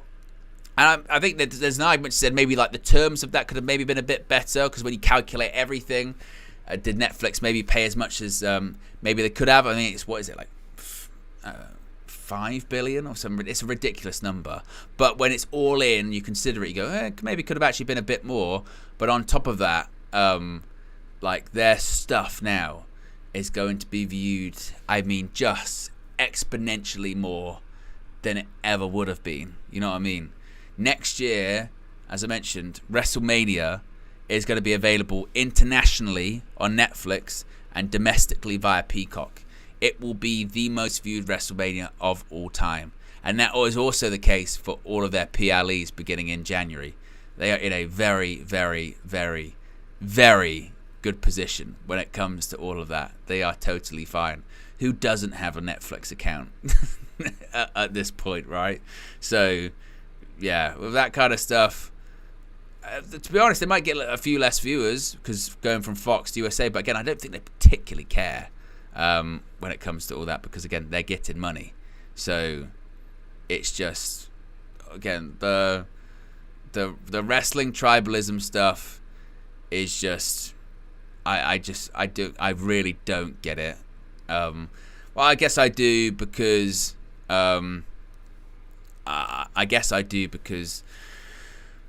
people have a desire to pick a team just in life, but for me, I'm just like, I just want to watch good wrestling, really. I equate it to, if you're a fan of, say you really like CSI Vegas, and then someone finds out, they go, actually, I really prefer Law and Order. And they'll go, you watch Law and Order? Are you a fucking moron? How dare you watch Law and Order? And you go, all right. it's what I like. And it's the same thing, right? They're crime shows. You go, you fool. I don't know what you're talking about. Go, okay. It's all very, very stupid. So this is a strap match where they're touching all four corners uninterrupted. So this, to me, says we're going to get a bit of a schmoz finish, and we will get that Hell in a Cell match at Bad Blood. Here comes Drew McIntyre.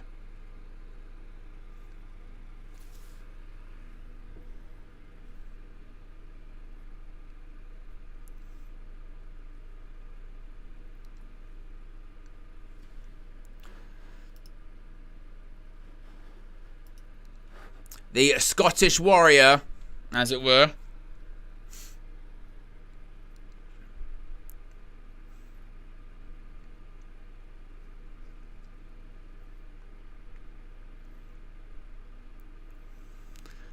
McIntyre, look at that. Look at that outfit.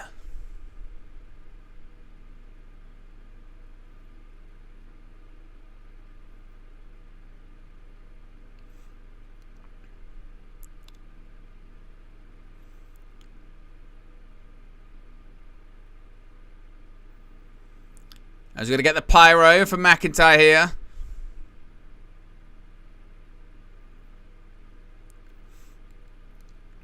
But I think the outcome we get here, we get Punk probably wins by some means, and we end up in that Hell in a Cell finale to their trilogy at Bad Blood, which has been rumoured.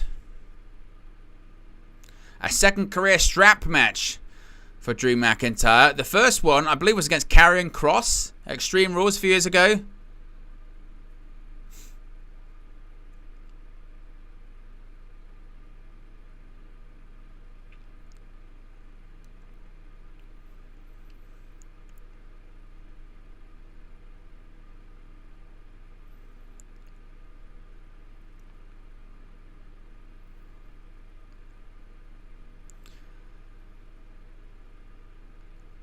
So again, this is the four corners version of a strap match. You can get different versions. You can get the version where it's literally just you're attached from the strap and just pinfall or submission.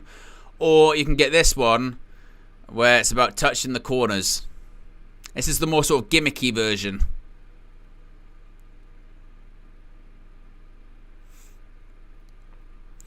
I think ultimately as well, the real sort of definition of the sort of tribalism, I think, between wrestling fans is when, and this isn't just even a CM Punk thing, this has happened with lots of people, when they're in one company and you get one group of fans say they're great, and they go to the other company and they're like, no, not great anymore, they're shit. And you get the other group of fans that were sort of cussing them when they were in the other company. Now they're in their company they like. Now they're great again. It's mad. It is mad. It's happened with Edge, Punk, Ricochet, Andrade, both ways. Cody. It's like, it is mad. And here comes CM Punk.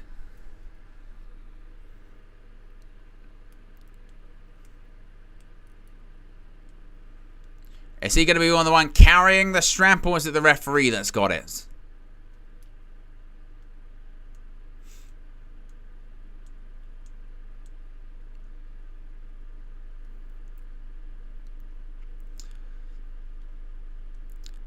There is Punk.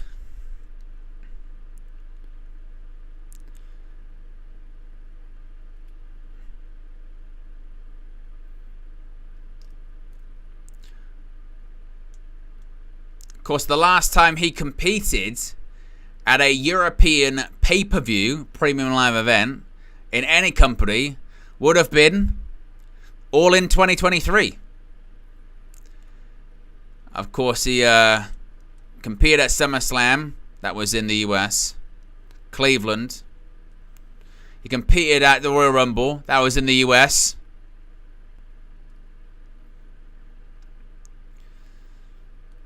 Of course, this is a European premium live event, European pay-per-view. And the last time he competed in Europe was at Wembley Stadium last year.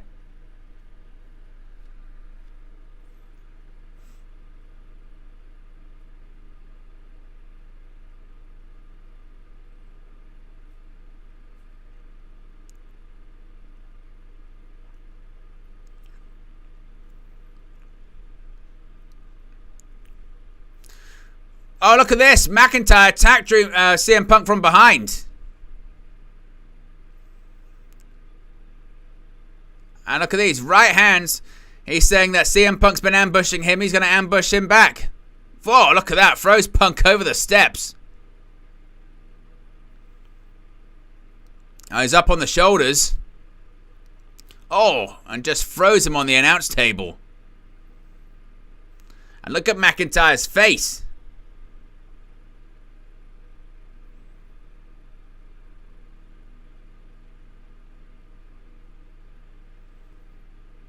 Oh, right hand. Punk trying to fight back, but not really working.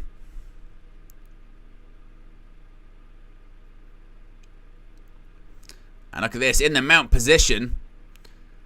The match hasn't even technically started yet. They need to have... they need to be attached. They haven't been attached yet.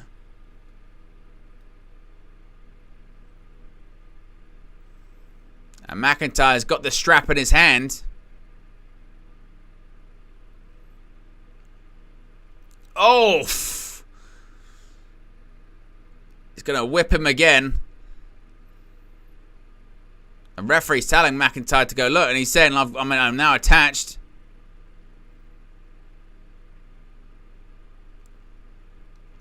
Crowd chanting for Punk. Oh, and whipped once again between the shoulder blades.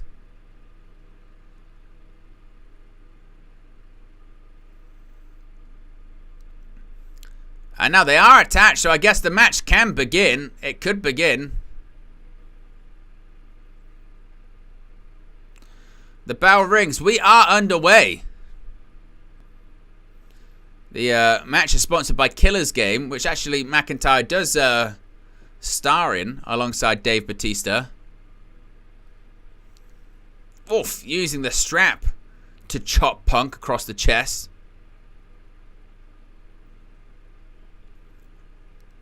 Oof, side Russian leg sweep sends Punk down.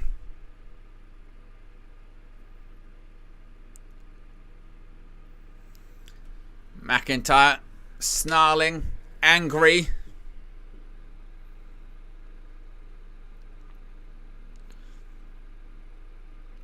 Punk off, trying to create a bit of distance, but McIntyre just pulls Punk in. And look at the welt. Look at the welt on Punk's back, by the way. And look at this. McIntyre is dragging Punk back in. And another strap shot right to the back. And again. Oof.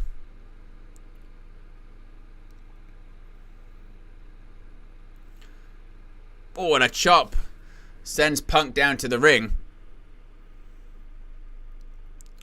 And look at McIntyre.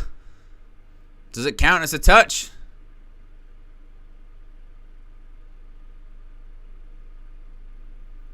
There you go, McIntyre. That touches. So McIntyre is the red light, it would seem. Punk is the green. Oof.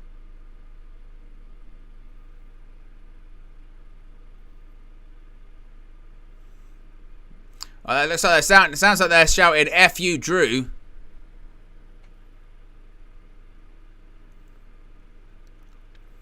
I go for a chop again. Oh, Punk ducks. Oh, he's going to go for a GTS, perhaps. GTS. Oh, he hits it. Go to sleep. And now he's down. That should shut the light off.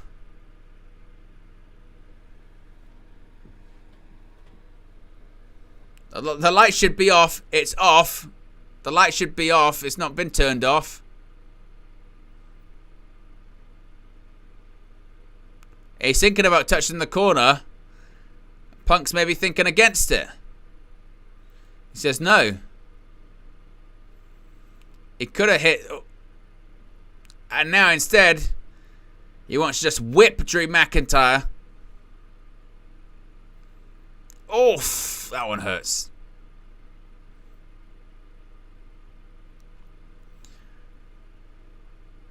And a neck breaker on McIntyre instead.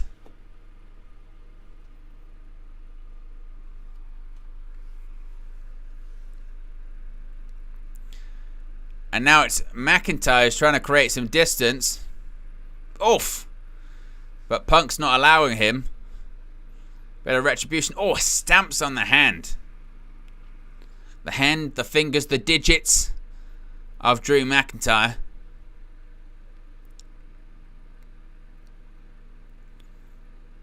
Oof. And McIntyre attacks Punk from behind and puts the ring skirt back down, saying nope.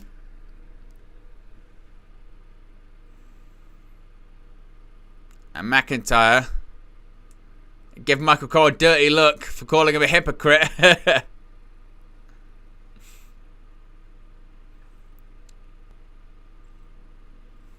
They're both on the announce table. What are they thinking here?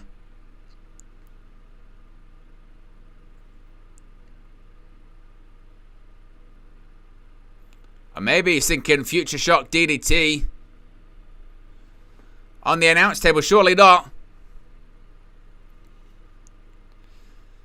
Oh, for a backdrop.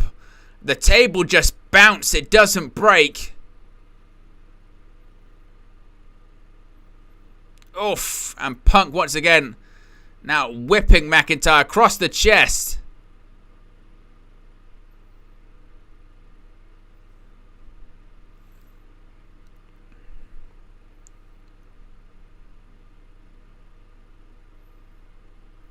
Now what's Punk looking for?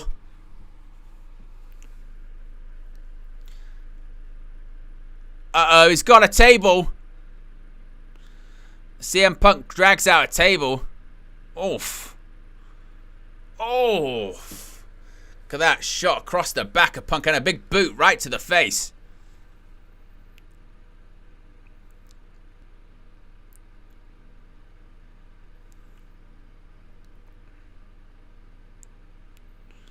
And now McIntyre says, nope, I'm putting the table back under the ring. Oh, and once again, a chop with the strap across the back.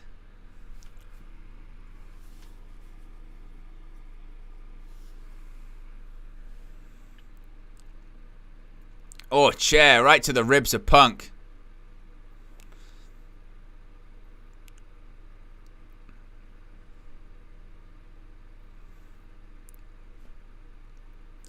Take a look at this. Maybe gonna go for another chop. Oof. Chop right across the top of the chest. Oof. Oof. And Punk trying to fight back with some forearms. And look, McIntyre raked to the eyes.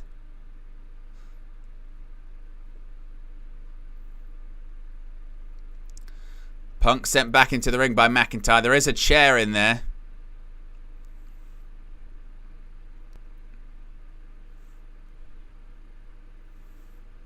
I think Punk might be bleeding, by the way. Oh, a slam.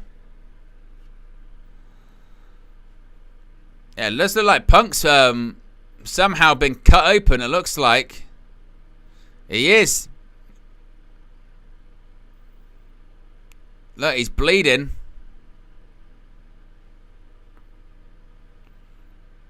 Headbutts to Punk. And there is a cut over the top of his head. Look, there you go, look. He is bleeding. Not sure how.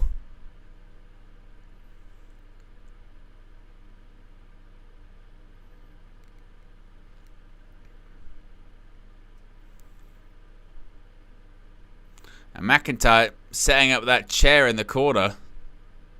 Oof! Running bulldog after hitting the knee.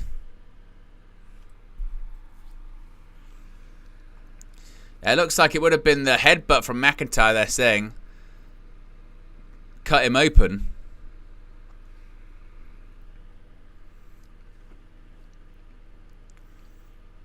Oof. Now McIntyre hits his head off the ring post.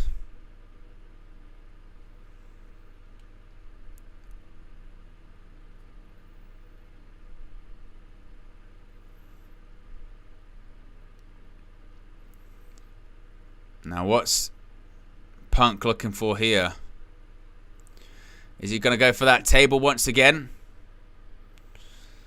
There you go. He gets the table back out once more.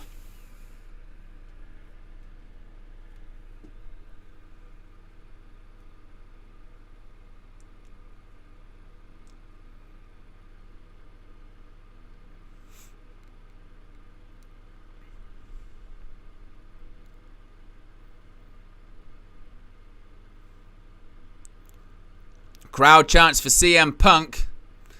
Again, it's got the blood above his eye. Back into the ring. Oh, Claymore! Right into the bloody eyebrow. And CM Punk's head just got kicked off his shoulders. Good Lord, look at this. Followed him into the ring. Bang!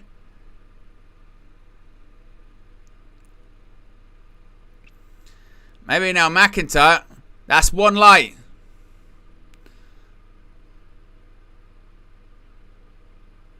It's got to be consecutive corners.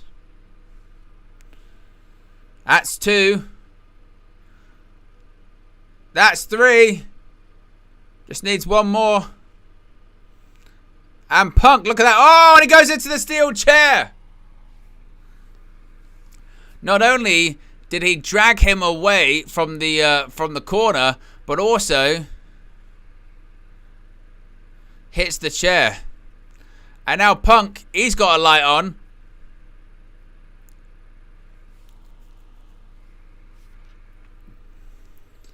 Can he get to all four corners? That's two. He's realizing I have to... Look, he's dragging McIntyre.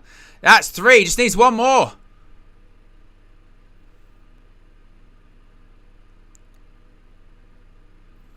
That should stop the momentum. Oof. back to square one. They've now been waved off. Oof. Another step up running knee in the corner by CM Punk.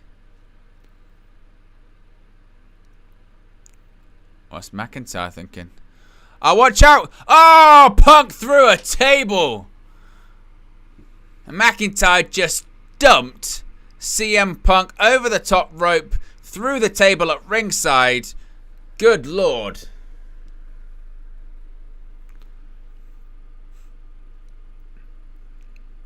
And now, does McIntyre try and touch all four corners? Look at this. Just dumps him.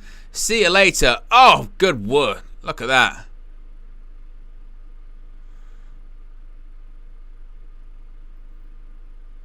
And it's an awkward landing because you can't maybe protect yourself the way you would want to.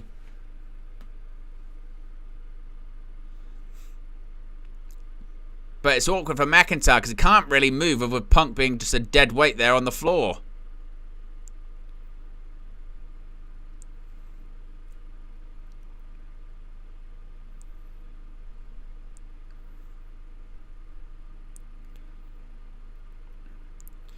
McIntyre, he's got Punk up on his shoulders.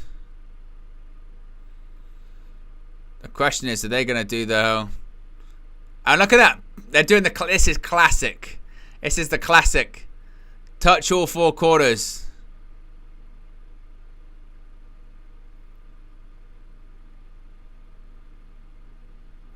And now suddenly, look, all three corners are lit for both. They're both racing for that final corner.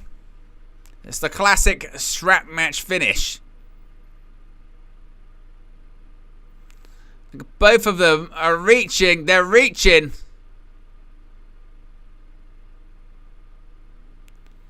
Can they both get there? They're clawing. Oh, right hand. And the referee is now resetting everything. So now, once again, they'd have to touch all four corners. Punk and McIntyre just teeing off.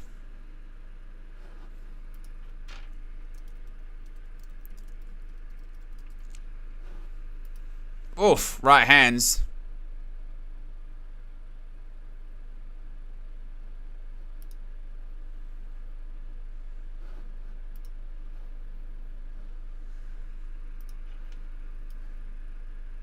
Oh, Claymore.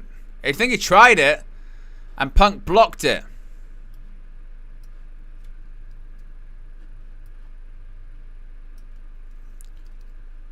And now both men are down.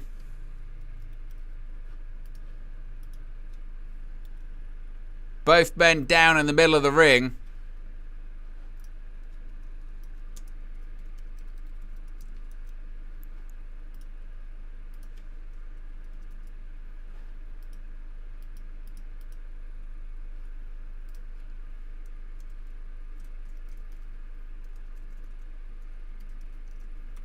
And look at this, a sharpshooter.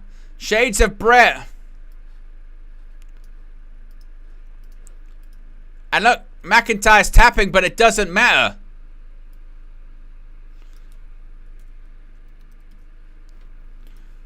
The crowd are chanting, "You tapped out," but it really doesn't matter. It doesn't matter that McIntyre has tapped out.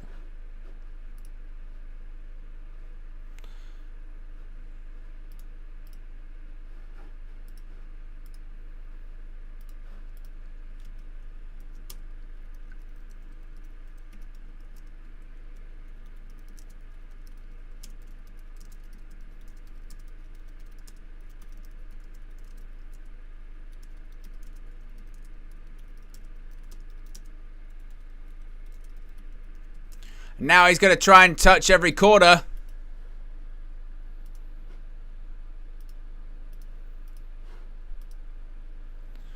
Can he hit everyone?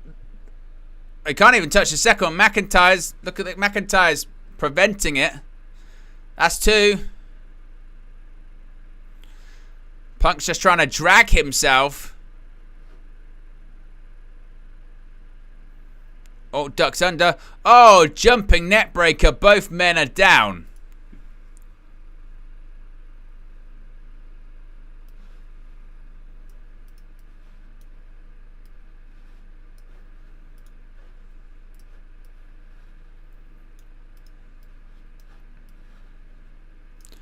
Crowd are chanting, "This is awesome."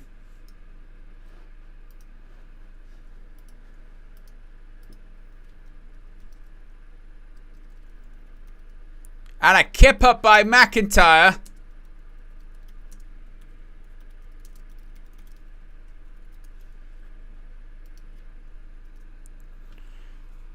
McIntyre's back on his feet. Punk doesn't look at uh-oh. And there it is. There's the bracelet that's been causing all the trouble.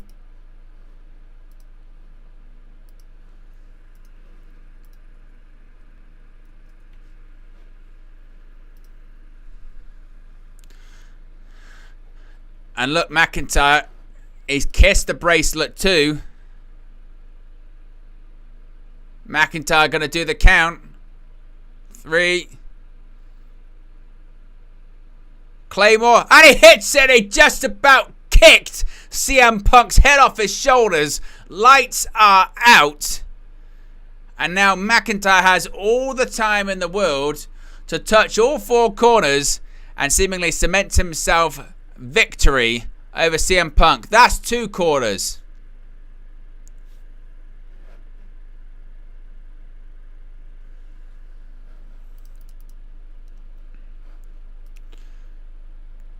Can he get that? Can he get that? He's got 3 quarters. Punk, he's up on his shoulders. He's got him up. GTS, go to sleep. It stops the momentum. It resets the buckle. And now what happens? Can Punk now touch all 4 corners?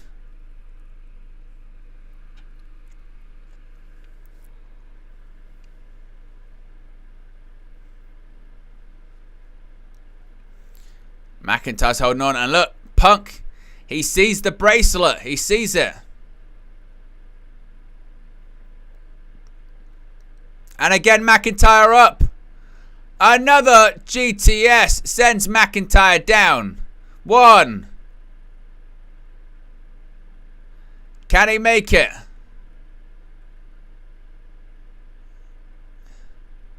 He's dragging McIntyre. 2. And look, he's looking down at McIntyre again. He's going to pick him up. Another GTS. Another GTS sends McIntyre down. That's 3. 1 more. Is Punk going to do it? Is Punk going to do it?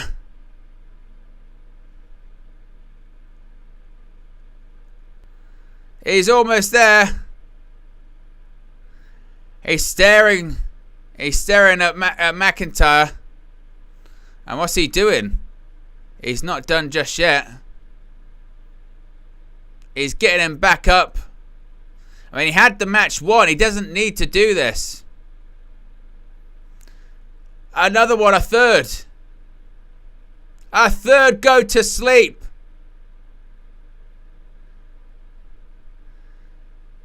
This should be it. This should be the moment. And he's also going to get the bracelet, seemingly. He's got it. He's got it. And then he wins the match. Oh. I mean, how decisive do you get? How decisive do you get? What was that? 3 GTSs? 4 GTSs. Gets the bracelet, touches all 4 corners, and CM Punk wins.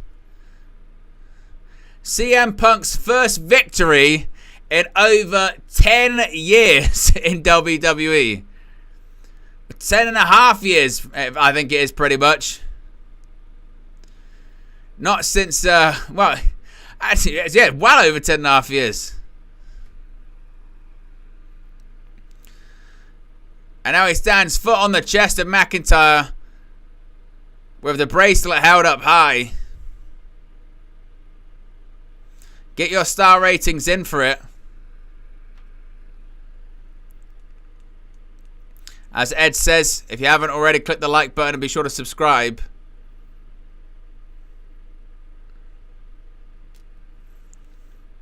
Again, he had to hit about 3 GTSs.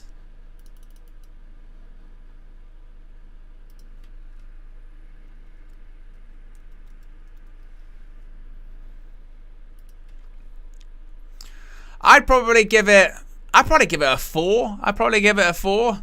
3.5 into a 4, maybe.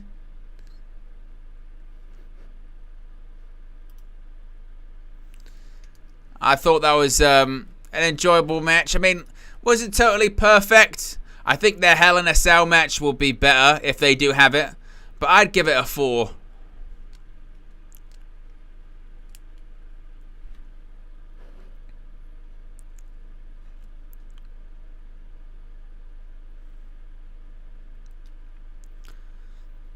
But it's now tied up a piece. It's CM Punk 1. It's Drew McIntyre 1.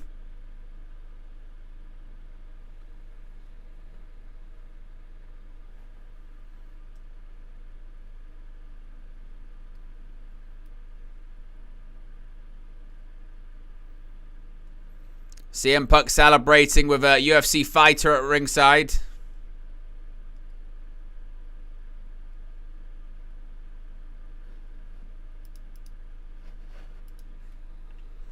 But I think this means, as I mentioned, that we're definitely heading towards Hell in a Cell with these two. No doubt about that.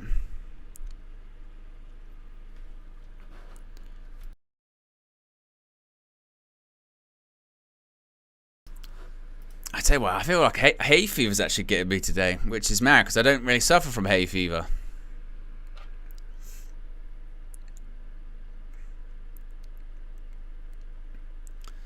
As we're seeing a advert for Killer's Game.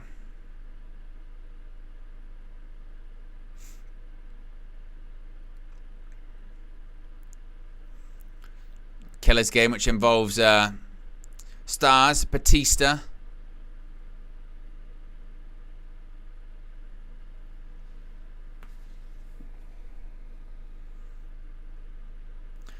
I'm seeing an advert here for Bad Blood.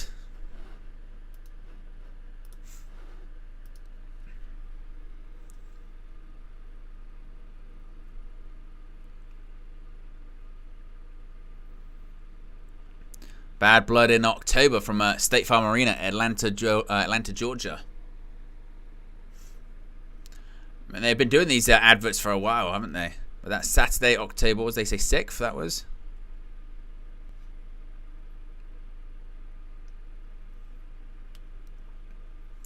Saturday, October 5th. There you go.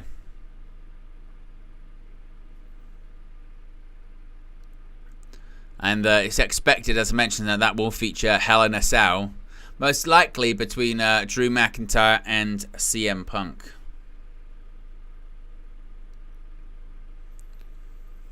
Well, coming up next, we know what it's most likely going to be. It's going to probably be that mixed tag team match involving the Terror Twins.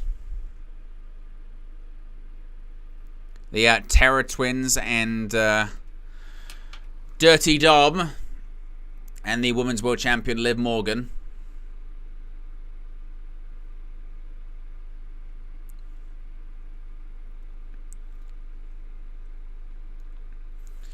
And we're going to get some announcement, I think, about the attendance here at the Uber Arena.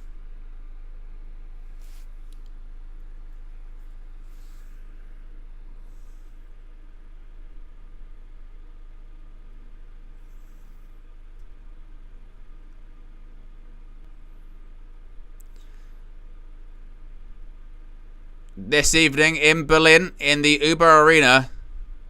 Bash in Berlin.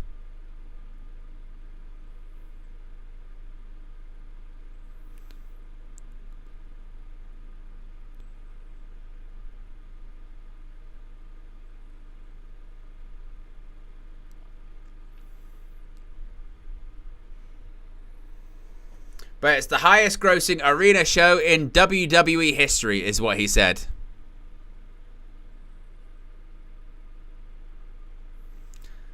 Anywhere. Highest grossing arena show in WWE history anywhere. Again, that's why they do these shows in these locations now, because they would not get that kind of money or finance for this, a B show in, I don't know, again, pick anywhere, Phoenix, Arizona. Just wouldn't happen.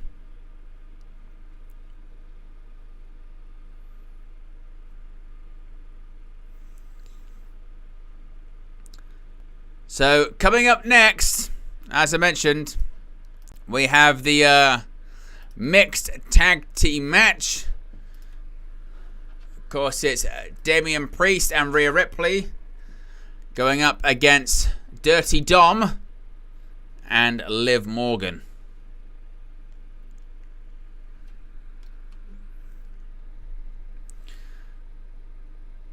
So this match taking place next.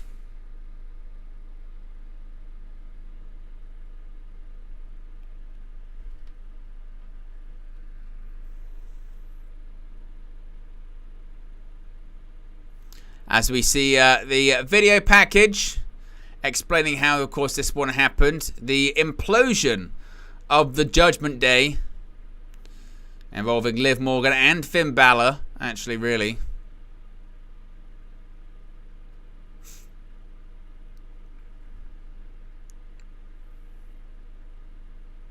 Of course, this is when Dirty Dom showed how just dirty he is.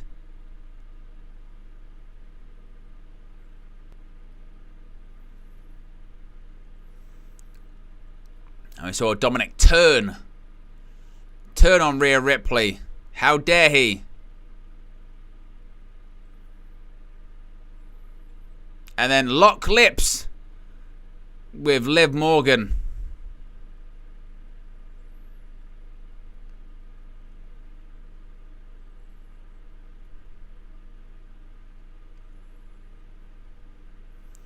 And then, of course, later on in the evening, we saw the betrayal from Finn Balor as well.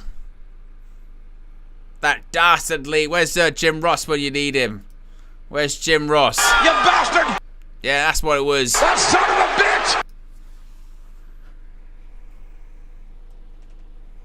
Of course, the Judgment Day, now different. A new version of the Judgment Day.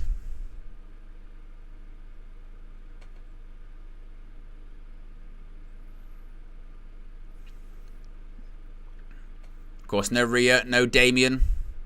Got Liv Morgan in there. You got Carlito.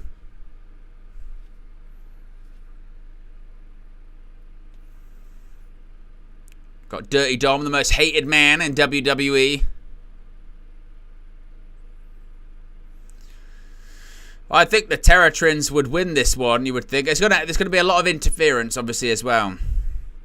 We're gonna see probably Carlito. We're gonna probably see Jade McDonough, Finn Balor all get involved.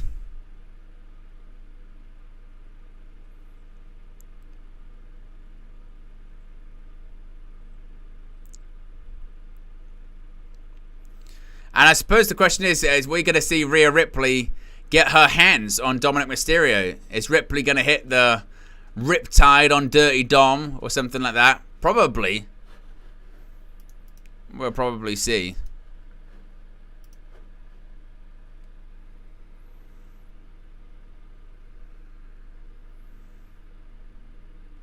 I'm a big fan as well of Damian Priest's South of Heaven chokeslam as well. Although that does look like a move that, if you do that for a decade, that is going to really suck later on in life. Like, that's just going to hurt. I was just seeing when Liv Morgan and, the rest of the Judgment Day attacked Ripley and Damian Priest on Raw a couple of weeks ago.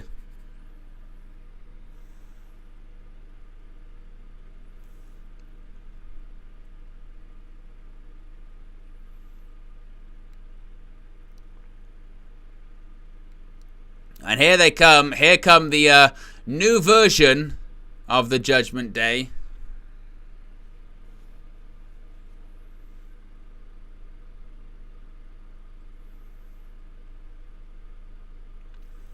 The new Judgment Day, as it were. Representing them, Dirty Dom and the Women's World Champion.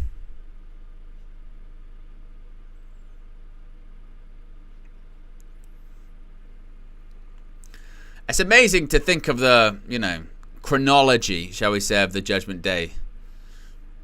Where they've come from to now is pretty insane.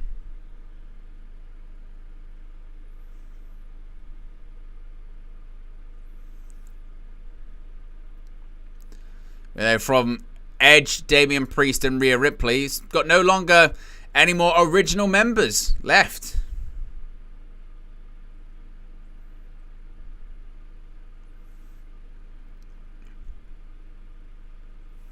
This match seemingly sponsored by Star Wars Outlaws as well.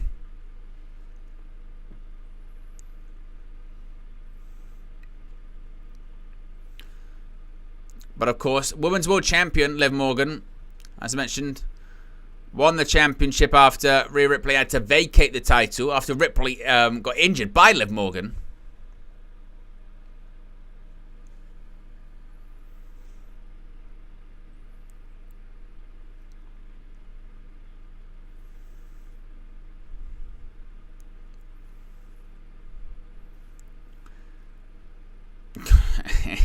Did Wade Barrett's do an Eli Cottonwood reference? My goodness. Match sponsored by Star Wars Outlaws.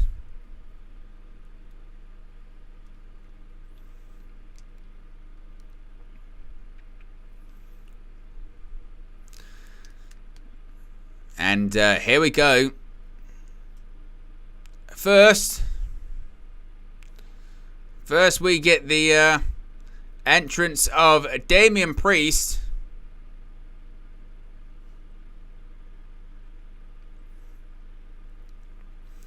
It's weird because Damian Priest has only just kind of got this new music, but I feel like being a babyface, he probably needs something different.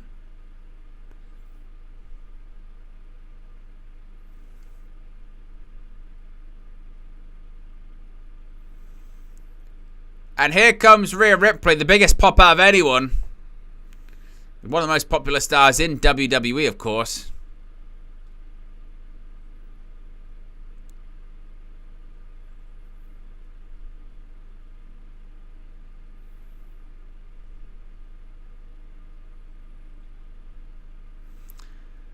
And the question is, will she get her hands, as I mentioned, on Dirty Dom? Nathaniel says, do you like Star Wars, Owen? I'm a big Star Wars fan. But I'm of the mindset that the sequels didn't happen. The sequels are not canon. Yeah? They're not. Because they were awful. I mean, it started off okay. There were problems with The Force Awakens. Started off okay and then just disaster. The Disney Star Wars era... My goodness me, talk about hit or miss.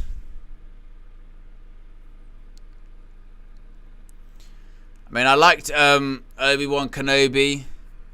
Obviously, Mandalorian's really good. But... Oh, and Andor.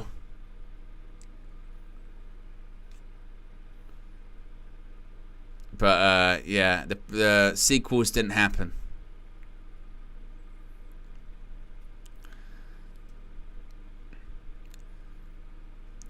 Listen to the noise for Rhea Ripley.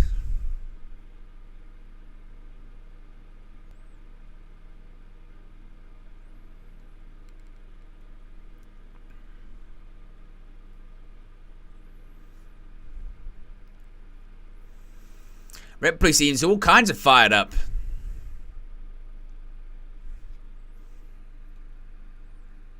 Doesn't she?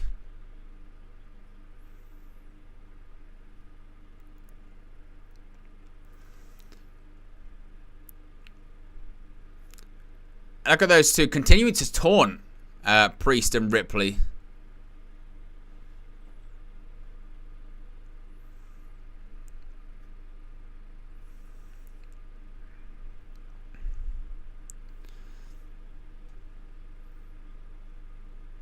Now, who's going to start this one? Is it going to be the males or is it going to be the females?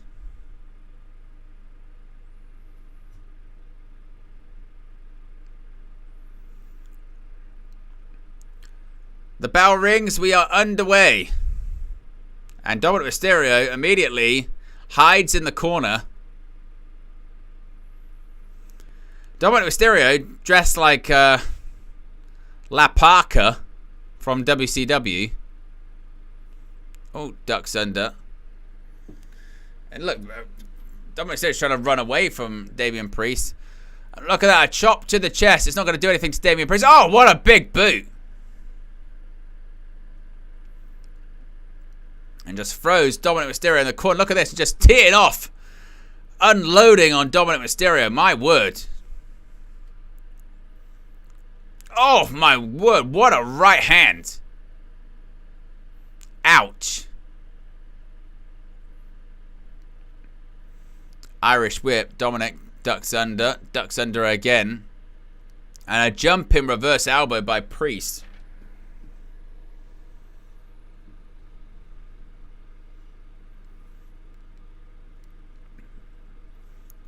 Now, Priest, look at this, just manipulating the wrist, the arm. Oh, look at that. Oof. Just totally in control.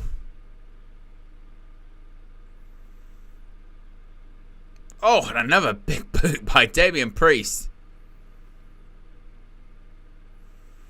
And Priest points to Rhea Ripley.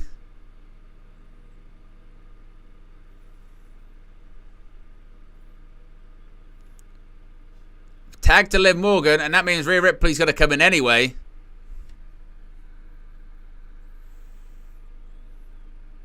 Oh, my word. What a drop kick by Rhea. Ready. Oh, fall away slam by Ripley. Oh, my God. Just peels Liv Morgan across the ring. Look how fired up. Rhea Ripley's all kinds of fired up at the moment. And now just in a mount position. And just these shots. And a headbutt to Liv Morgan too.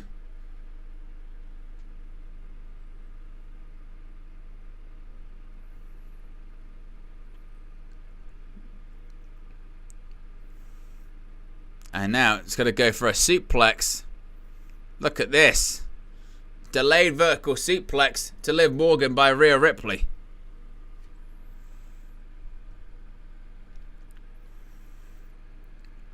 And Dirty Dom consoling Liv in the corner.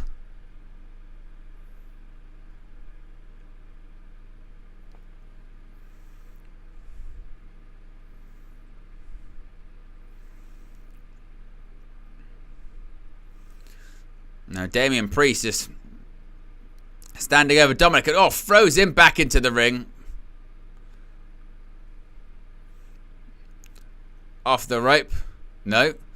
Oh, and a clothesline sends Dominik to the outside. To be fair, this is what the match should largely be. Should just be, these two just beating the hell out of both Dom and Liv Morgan. Oof.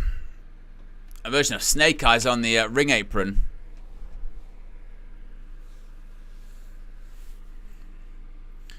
A crowd chant, "Who's your daddy?" Liv Morgan grabs Damian Priest's foot. Oof. Dominik sent Priest off the apron into the announce table rib first. Look at this. Oh, shoulder barge. A tackle just sends Priest into the ring steps as well.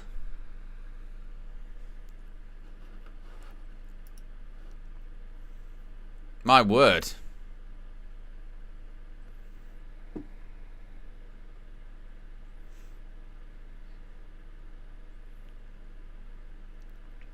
And Priest thrown back into the ring.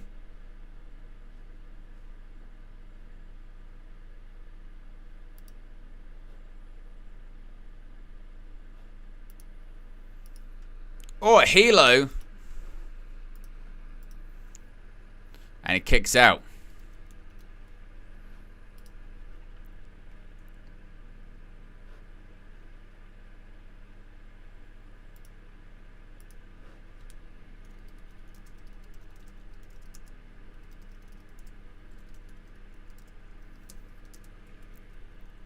Now the crowd chanting, F you, Dom.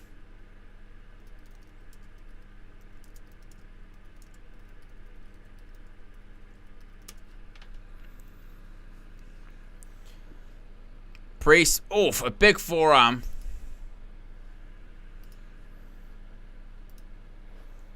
Dom gets the boot up in the corner.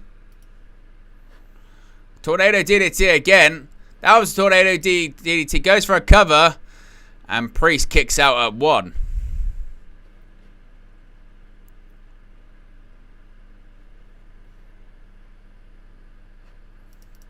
Liv Morgan constantly getting involved. Michael Cole having words for Dan Angler, formerly known as Rudy Charles.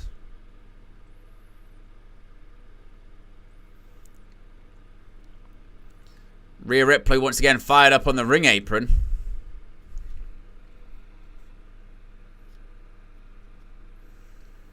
Look at Priest. Look at the strength.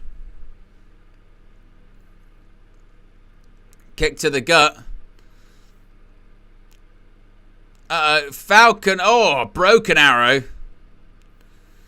God, I mean, that was a hell of a Falcon arrow as well by Damian Priest. And then comes Rhea Ripley. That means Liv Morgan's in as well. Oh, look at these clotheslines. Kick to the gut. Stomp on the feet. Oof. And a big clothesline as well by Ripley.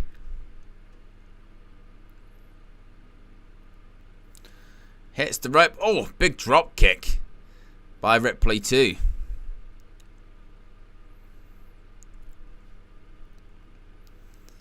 Now what's she going for? Possibly a German suplex. Oof, German suplex, but... Oh, and a running knee. I mean, my word, Rhea Ripley is just beating the hell.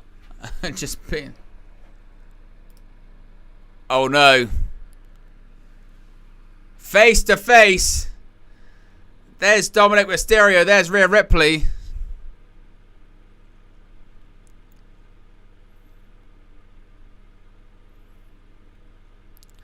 Dominik says he wants a hug. He wants a hug. Oh. And a big elbow to Liv Morgan too. And it is really just Dominik and Rhea. Oh my god. Look at this clothesline. Oh. Look at this. Oh.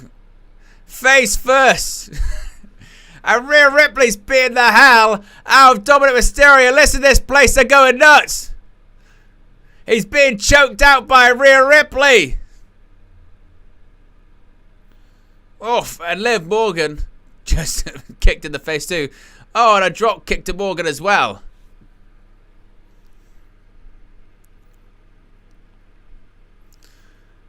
Dominik's about to get a riptide here.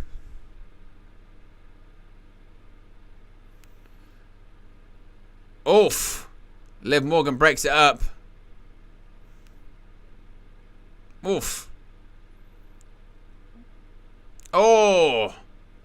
A backstabber by Liv. Oof. Running knee in the corner as well.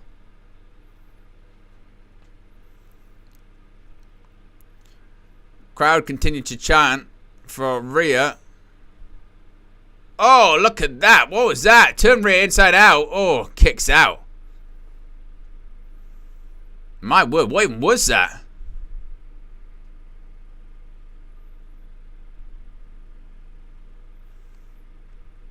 Look at this. Oh.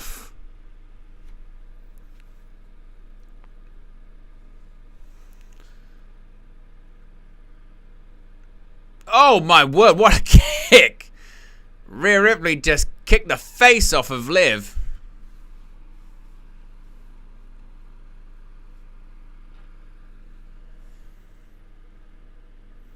Look at this kick. Oh my word. And then comes Damian Priest. Oh, flapjack. And these kicks to the gut by Damian Priest. Discus, big right hand. And another one, big forearm to Dirty Dom. Splash in the corner. Priest flatliner.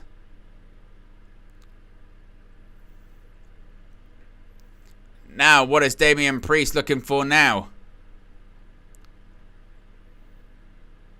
Hits the ropes. Oh, my God. What a lariat. Cover.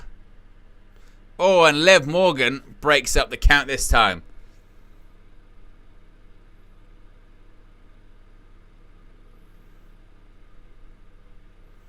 And the Terror Twins stand tall.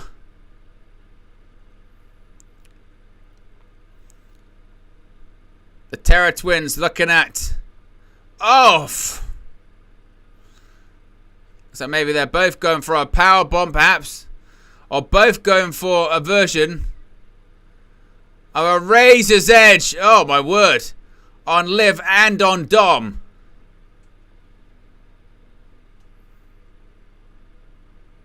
Ripley sends Morgan out of the ring.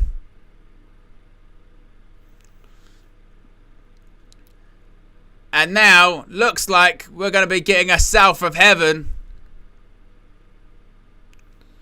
But here come the rest of the Judgment Day. Jade McDonough. Carlito's on the shoulder of Rhea Ripley. She made him pay. Oh, my word. A sunset flip powerbomb sends Rhea Ripley into the barricade. Good Lord. Dominik caught. Oh, battle with a sling blade. And look at this. No way. Is he going to hit 619? 619. Surely not. Surely not. If they were to win this, this would be madness. Frog splash. Cover. 1, 2. Oh, Damian Priest kicks out. I thought there's no way. I was like, there's no way.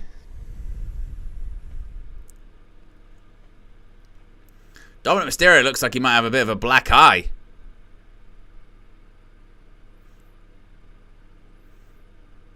Liv Morgan tagged in. Oh, wow. Liv Morgan. Suicide dive. She nearly overshot that.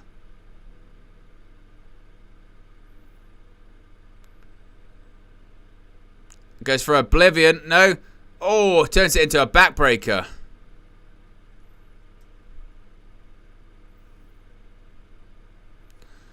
Now she's looking for a powerbomb on Liv Morgan, but Jade McDonough is now on the apron. Oh, what was that? I'm not sure what that was. Oh, Damian Priest just bounced Jade McDonough to the announce table. Super kicked. Oh, and a super kick to Finn Balor as well. And now Damian Priest is just going nuts. Clearing off the announce table. Oh, Dominik with a suicide dive sends Priest onto the announce table. The referee's totally lost control of this one.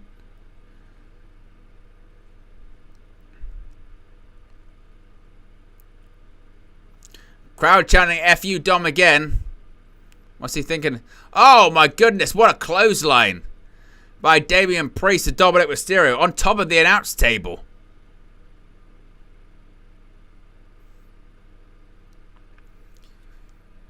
And now Rhea Ripley standing up behind Liv.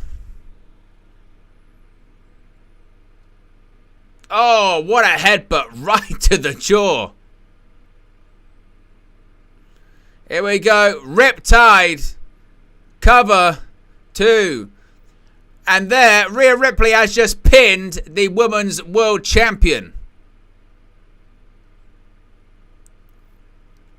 The Terror Twins are victorious.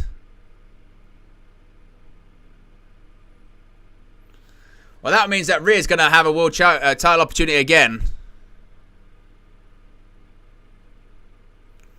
But there still is more to come, I think, for that, because Rhea Ripley's story with Liv Morgan isn't over. Damian Priest's story with Finn Balor isn't over. But the Terror Twins get a little bit, a modicum of revenge.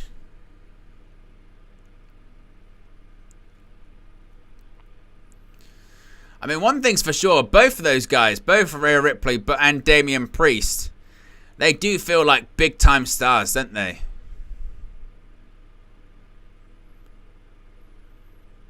No doubt about that. They feel like big-time stars, feel like big deals.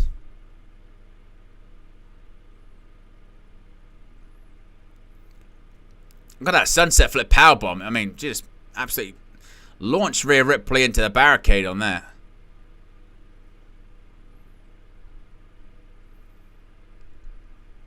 And it was at the near fall, that false finish when we saw the 619 into the frog splash by Dominik Mysterio. Wasn't to be, though, for the Judgment Day.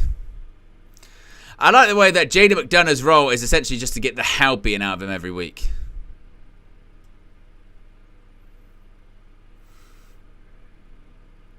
Like, that's just what happens for him every time. Just gets completely destroyed.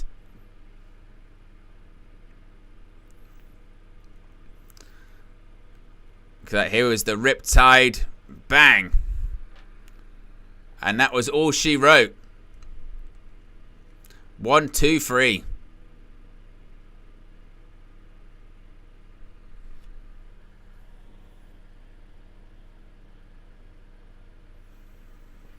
The Terror Twins get a little bit of revenge. Rhea Ripley's all kind of fired up this evening, isn't she?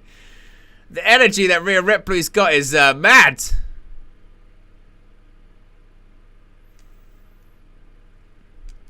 She, from the moment she went out there, she was all kinds of fired up.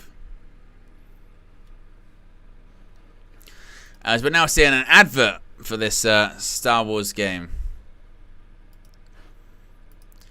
But of course that means that only left is the main event, which is obviously the world title match. Gunther defending his World Heavyweight Championship.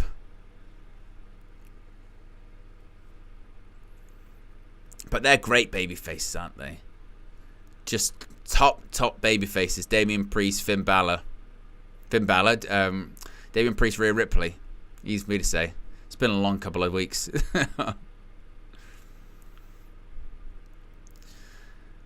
As I mentioned, this means we've got one more match left. One more match remaining. The World Heavyweight Championship. Gunther defending against the Viper, Randy Orton.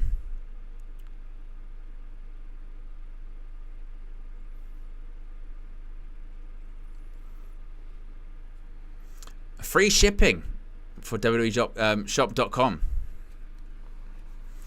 And of course, there's another premium live event tomorrow.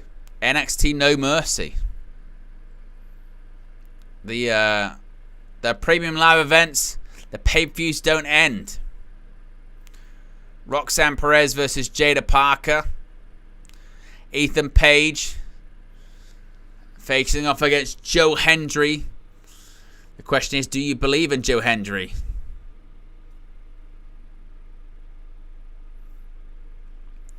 How mad would that be? A TNA contracted talent being the NXT champion. Anything's possible.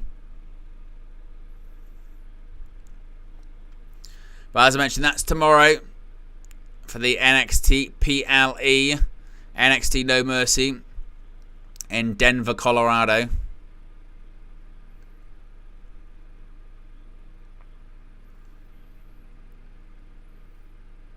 They're showing just the trips that they've done.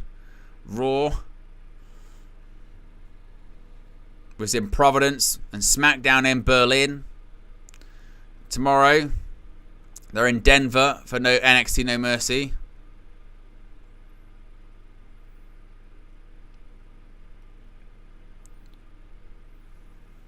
And Monday Night Raw, they've got the Intercontinental Championship #1 Contenders Tournament. Joe Tessitore on the call with Wade Barrett. Big Bronson Reed, Ludwig Kaiser, and Sheamus.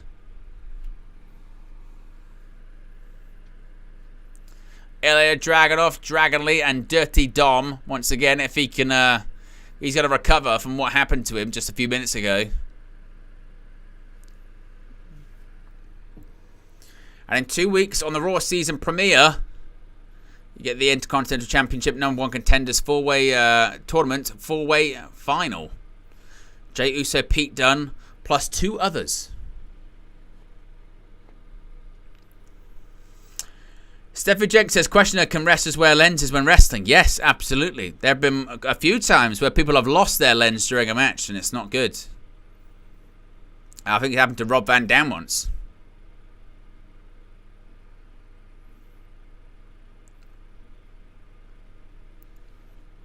But coming up next, as I mentioned, it is the main event. The Ring General Gunther defends his World Heavyweight Championship against the Viper, Randy Orton.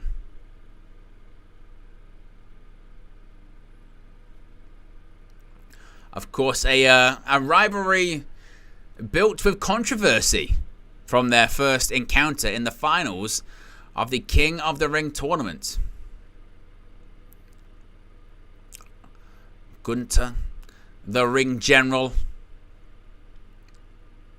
der Ring General, the King of the Ring, the World Heavyweight Champion, just one of several names from the longest reigning Intercontinental Champion ever.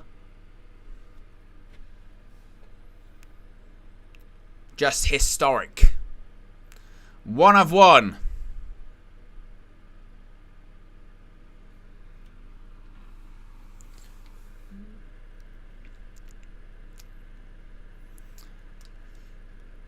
I mean, once again, in terms of the outcome, to be fair, all of the matches in terms of predicting them this evening have been very easy to predict, haven't they? You know, but it doesn't mean they can't have good matches. That's what I expect out of this.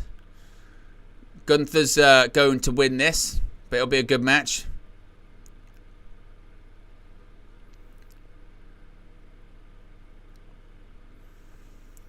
As I mentioned, this match steeped in controversy with how Gunther defeated Randy Orton at King of the Ring. Shoulders were not down.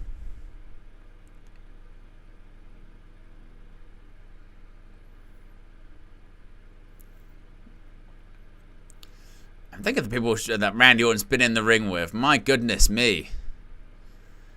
Mick Foley, Triple H, Shawn Michaels, John Cena, Hulk Hogan. And the list is endless. Dusty Rhodes.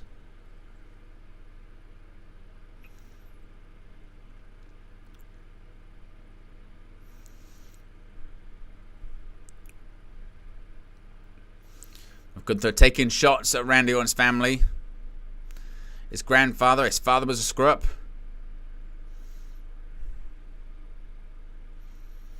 Says that Orton is the biggest screw-up of them all.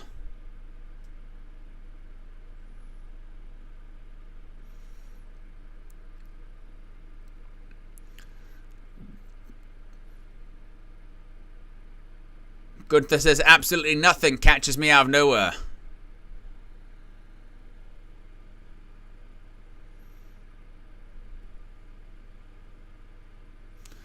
Says I want you to see it coming.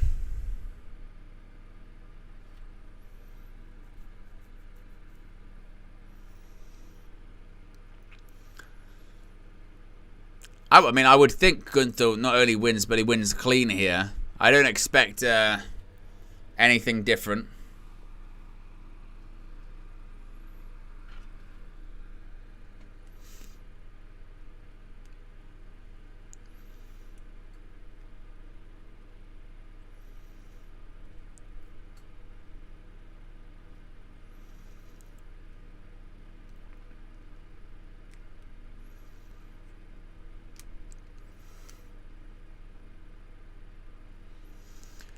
Here we go. Here comes Randy Orton. I'm sure they will sing along with his song.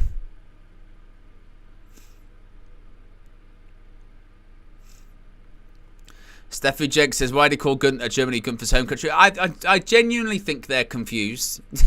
Because I've done it a few times going Gunther with that hometown reaction. And you go, well, hometown. It's not even home country. He's from Austria. Which granted is on the border, but you get my point.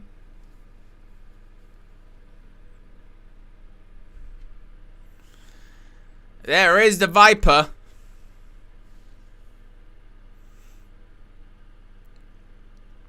Repping the red trunks.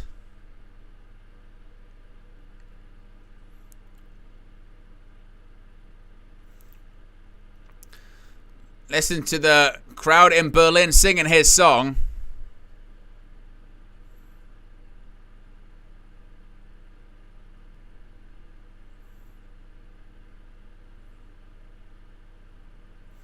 Bear in mind, what's mad about them singing Orton's song is before he came back, there were legitimate discussions about him changing his entrance theme, and I think Def Rebel came up with like 3 that all Orton said were terrible.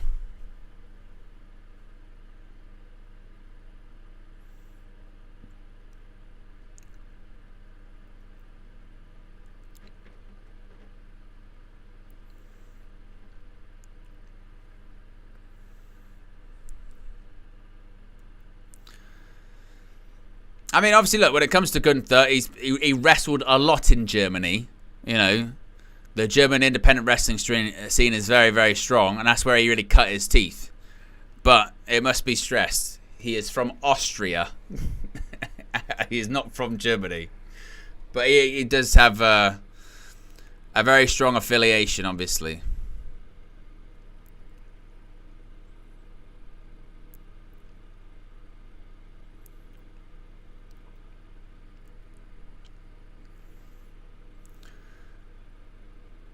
Listen to that reaction for Randy Orton.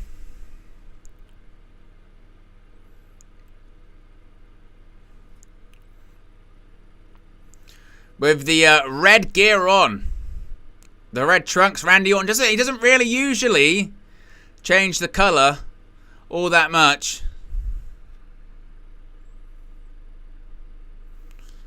But for special occasions he will.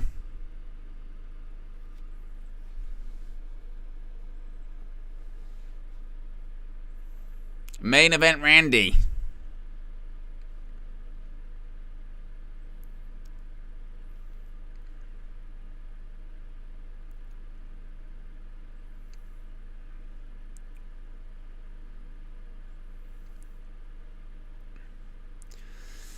I think he had an official weight, they said, Randy Orton, of 285 pounds. 285 pounds. Randy Orton is a big guy, to say the least.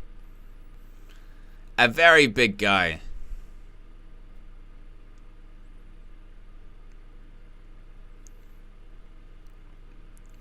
And there is the pose by the Viper, the Apex Predator, a 14-time WWE World Heavyweight Champion, is tonight number 15. That is the question.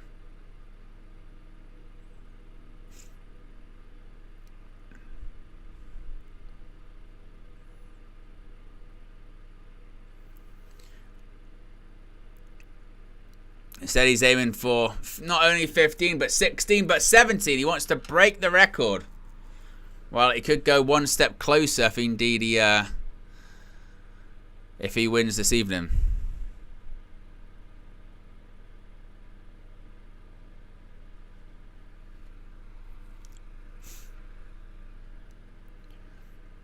As we await the entrance of the World Heavyweight Champion, Der Ring General.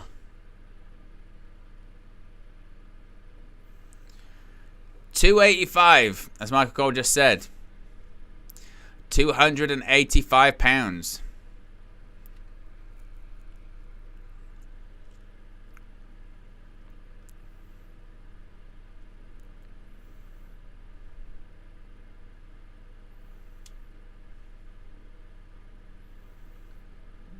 I mean, again, the guy is a legend. No doubt about that. Debuted same year as John Cena. And he's still going strong. Still going strong. What an animal. And here comes the World Heavyweight Champion.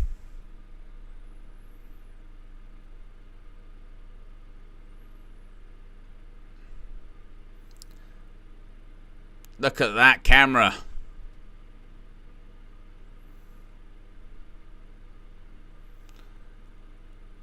As he enters the Colosseum.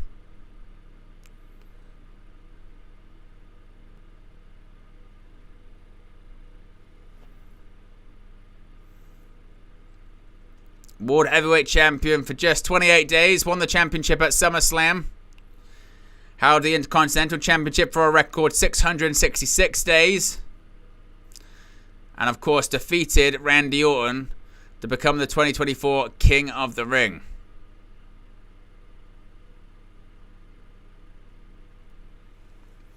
And what a rise for him, you know. Debuted in WWE and NXT UK. Then eventually, well, with the intention of never moving to the United States. Didn't want to move to the United States. Eventually, decided that's what he was going to do. Moved to the United States. Moved to NXT. Lost weight. Got into the shape of his life. Got called to the main roster. Became the Intercontinental Champion. Held it for the longest amount of time ever. Then wins the King of the Ring. Wins the World Championship. Now he's main eventing a pay-per-view in Germany as the World Heavyweight Champion. Whew. What a rise. What a rise for him. Indeed. And that was, what, 4 years ago? He made his WWE debut, I think it was.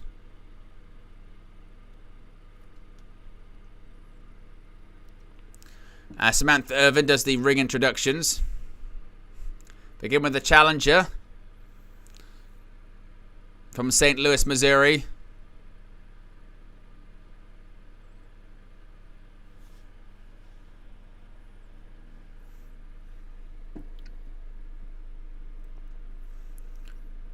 With the 8K cameras.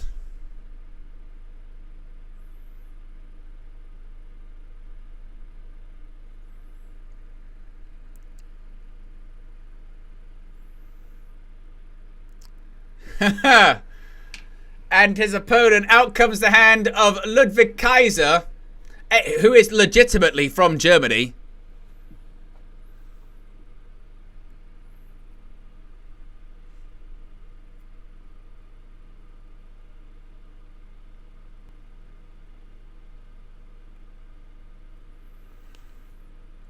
Obviously does his ring introduction in German.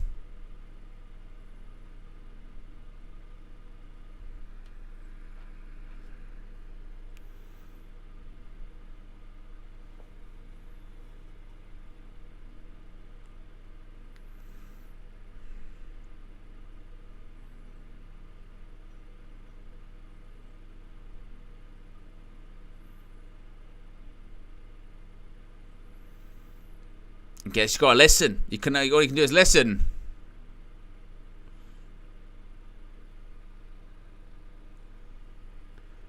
Der Ring General.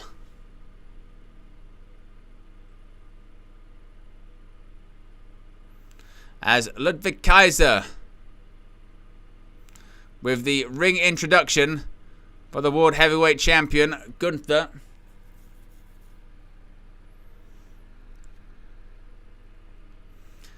Is for the World Heavyweight title, Charles Robinson, Lil Nate, the referee for this one in Berlin. See, that's better. Michael Cole said, adopted hometown of Berlin, Germany. Well, that's how you get away with it then. You go adopted hometown.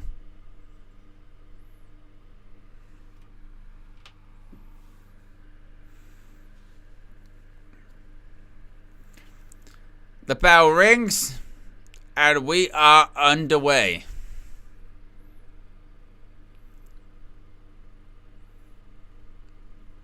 Listen to the atmosphere. Listen to the reaction.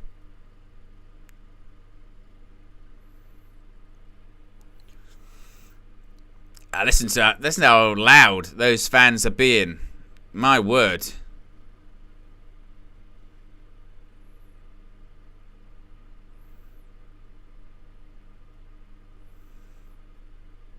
Phew, they are being very, very loud inside the Uber Arena, aren't they?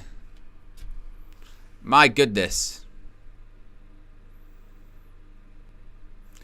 As Wade Barrett says, it must feel like a Bundesliga's match. As Randy Orton applauds the crowd.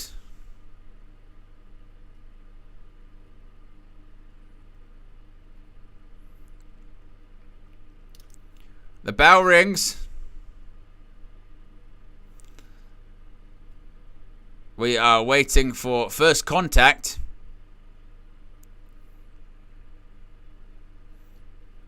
Collar and elbow tie-up. This one is officially underway.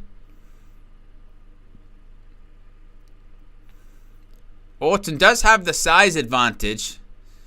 He's certainly heavier than Gunther.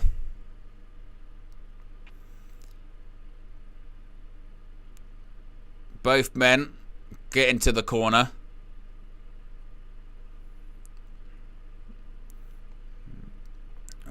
Charles Orton trying to make a break here. Randy Orton's kind of refusing to break.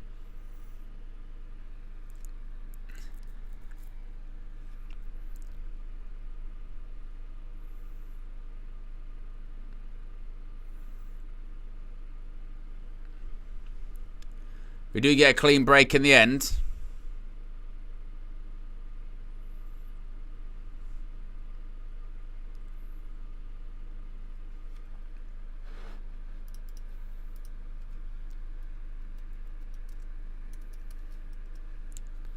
Side headlock. Side headlock again.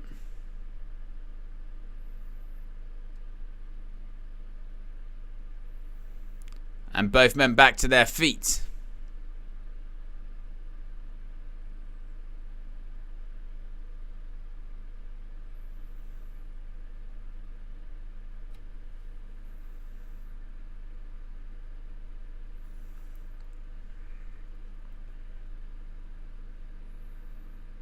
And listen to the crowd reaction again. My goodness.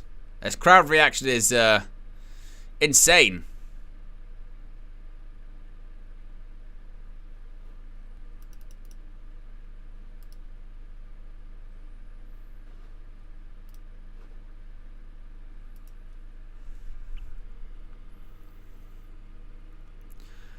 Collar and elbow tie. Oh no. Orton ducks under. Gunther trying to get a bit of a standing switch. Does manage it in the end. He's actually got a key lock, also known as Kimura, locked in. Randy Orton gets to the ropes though, so it has to be broken. Crowd are chanting this is awesome, and nothing's really happened yet.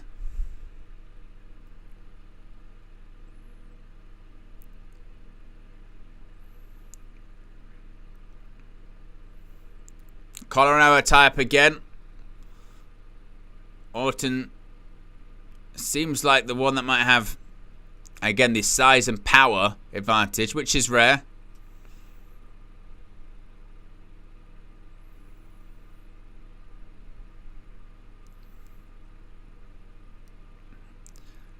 Now, Gunther's got Orton in, what's that, a cravat? It looks to be a version of a cravat.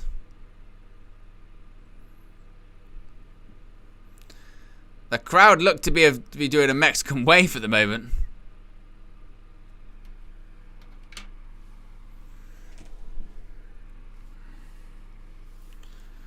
The crowd's fully gone into Mexican wave mode.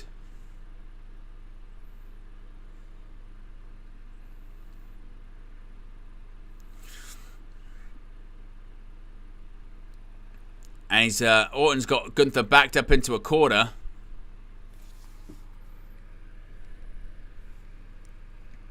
And look at Orton's looking around going, is there a Mexican wave going on?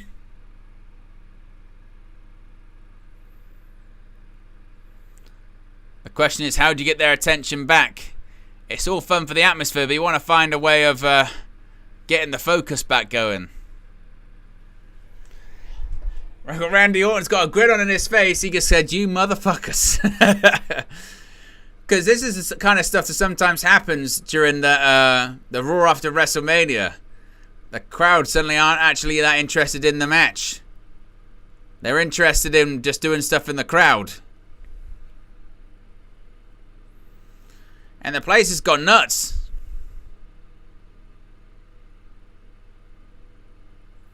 I got Randy Orton, he said, now you're done. Now we focus on having the match again.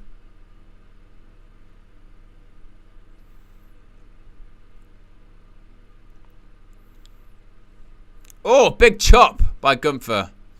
Oh. And it drops Randy Orton down.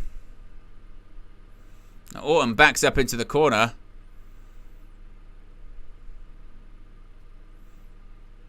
A shoulder hits in the corner. Uppercut by Gunther too.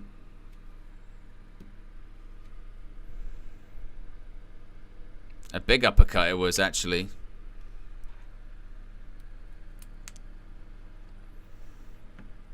A stomp on the head by Gunther there as well.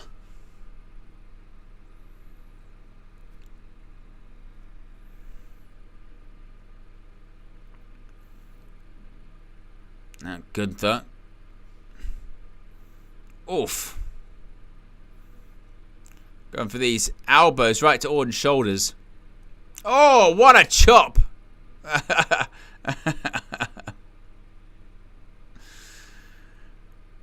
Randy Orton as well can do anything he wants. He just got chopped, did a bump, and then just shouted F. Right hand. Randy fighting back. Oh, and another chop. Oh, and Orton literally trying to grab his breath, catch his breath after that one. And Orton rolls to the outside.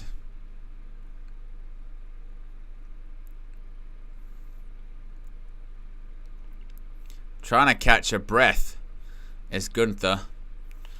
And now just using the ring post to his advantage. Squeezing Orton's head against the ring post. A reverse oof. Gunther goes into the steel steps. Shoulder first.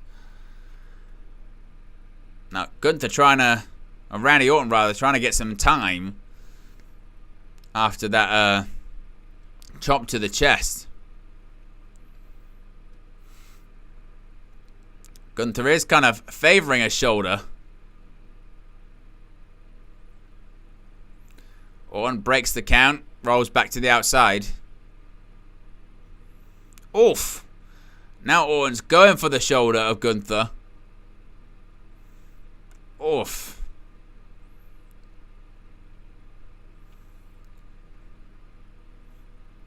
Oh, and once again, Gunther thrown shoulder first into the steel steps. Sends the steps flying.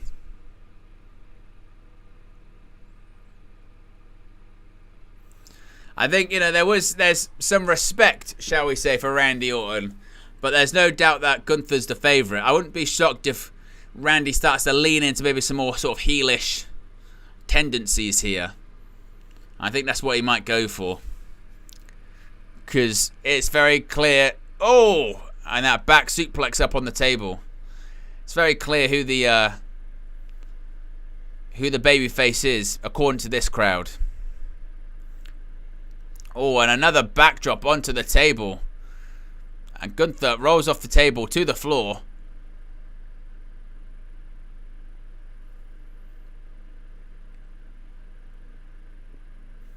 And look at this. Hits to the shoulder again. Oh! Orton breaks the count. He's going to roll back to the outside once more.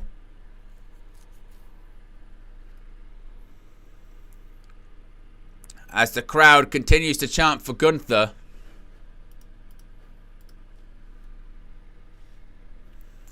And another backdrop onto the table. What's that for the fourth time? Onto the table.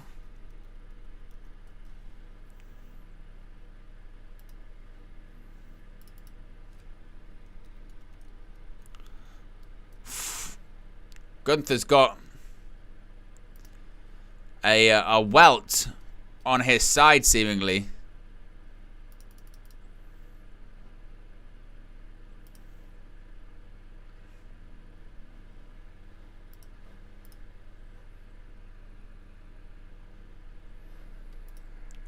Oh, sleeper hold.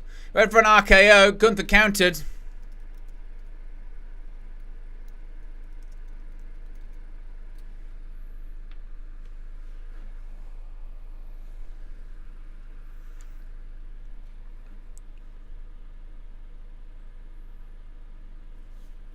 And stamps once again.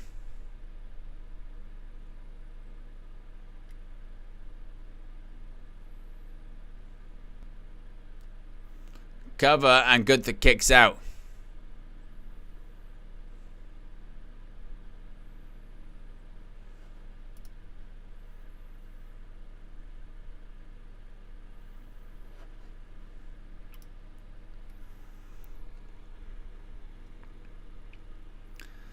Oof. Randy now working on the shoulder. Seemingly he's earmarked the shoulder. That's what he's going after.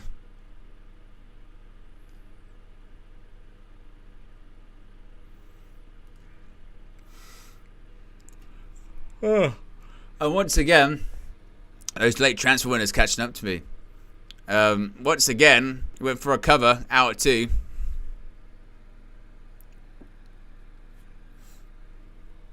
I tell you whose commentary is great is Wade Barrett. His commentary on this is fantastic. Side headlock.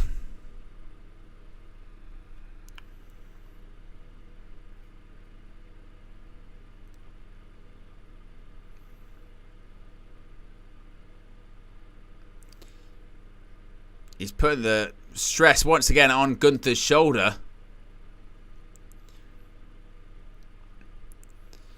Gunther gets back to his feet. Oof. Knee to the gut. Got to go for a scoop slam here, Randy Orton. Oh, it's a fall-away slam. You don't often see that from Randy Orton. But a fall-away slam from the Viper.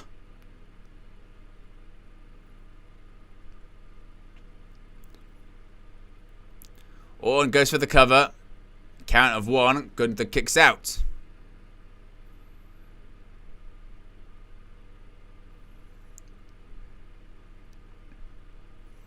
Orton, oof. Kick to the chest. And a clubbing blow across the shoulder blades.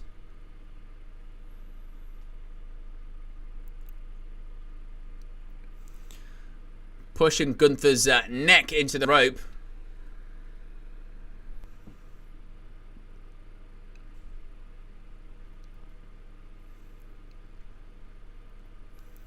Off the ropes, Irish whip. Oh, big kick.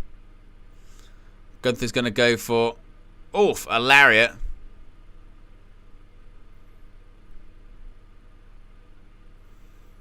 Oof, another lariat.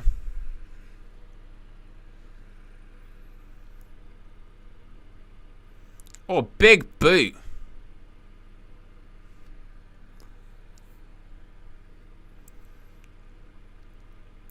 It's going to hit the ropes again.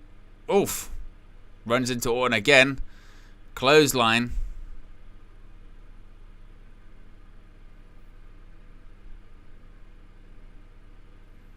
Oh, jumps down. Power slam. Cover again. Oof, kicks out.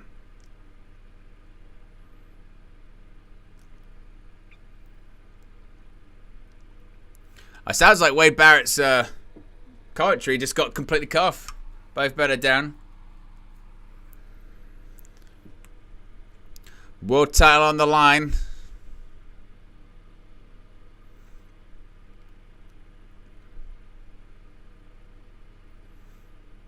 Uh-oh, gotta go for a draping DDT perhaps. Oh, no. Oof, another chop by Gunther. Oof. And hangs Randy Orton's neck up on the rope. Of course, I think they're telling the story too that he's going after the sort of chopping arm of Gunther. He did a couple of chops early on. Orton didn't like it, so he said, right, I'm going to take out that arm. Oh, big right hand by Randy Orton there. And another. Oof, another chop. Oh, overhand chop and a headbutt.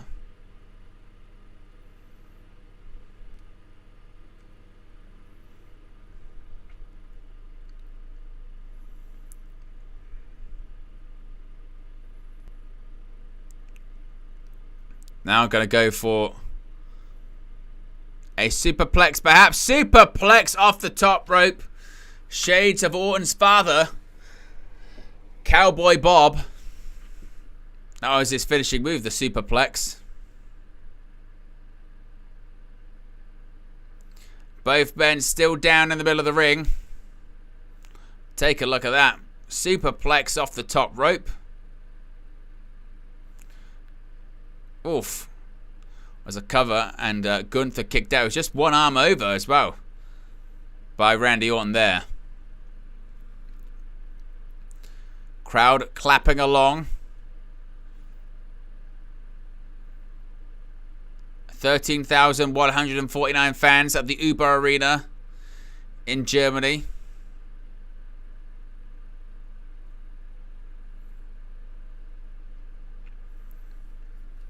Gunther still holding his arm.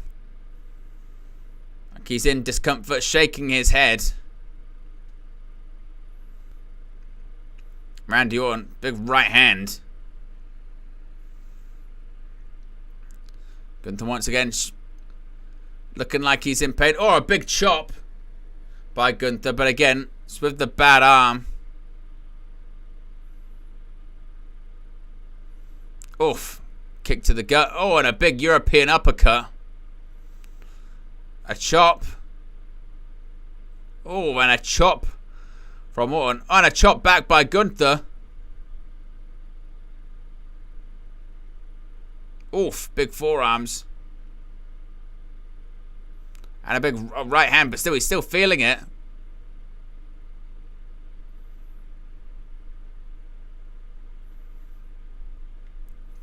Oof, right hand by Gunther, kick to the gut. And another one. And another one again. Oh, and a thumb to the eye by Randy Orton. And he's got a sly grin on his face.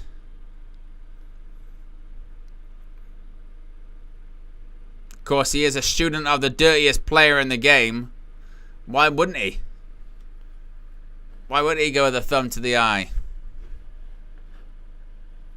It's Randy Orton after all. You ready? Draping DDT. Vintage. Vintage.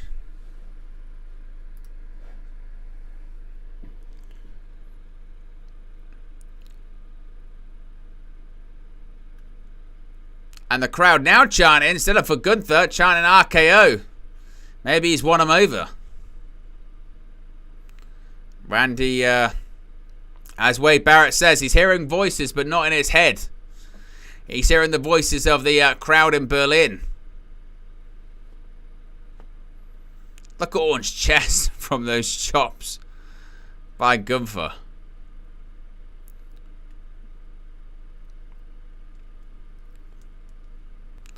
Staring down the World Championship. Staring down his challenger.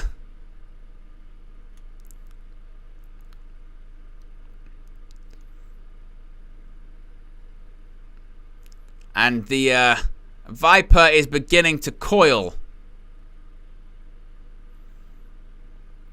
Gunther's getting back to his feet. I don't think he even knows what's going on.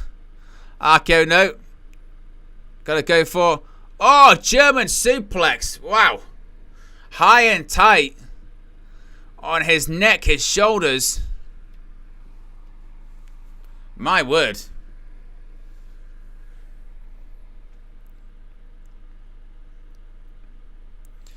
Gunther trying to create some distance. Maybe he's going to go for a lariat of some side. Or maybe that drop kick into the corner.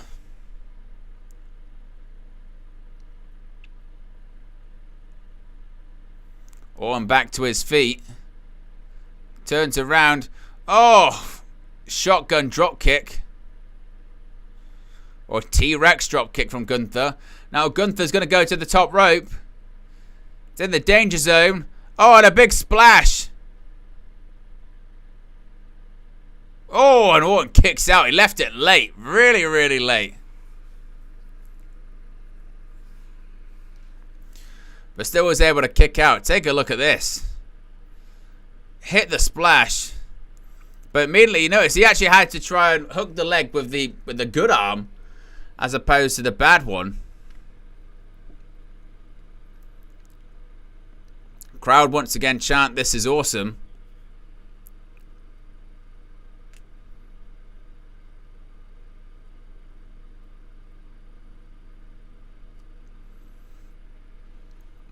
Now what does Gunther do?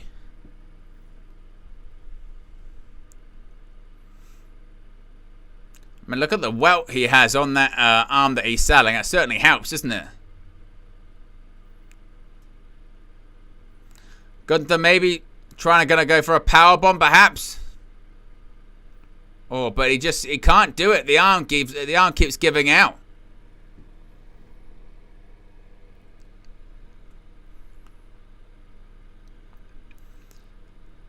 Perhaps going to go for another chop. Oh, a clothesline with the other arm, the weaker arm.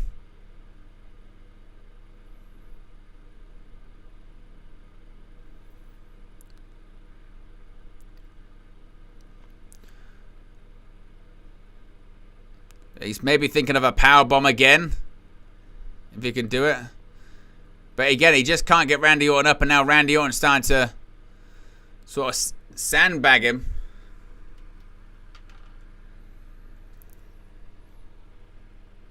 But once again, even with the clubbing blows, he's saying my arm's just in too bad of a shape.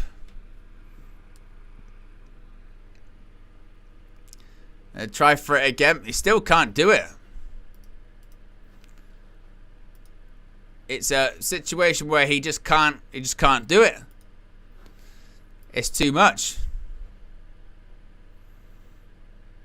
He's trying to say, I literally can't do it. Orton trying to power his way out.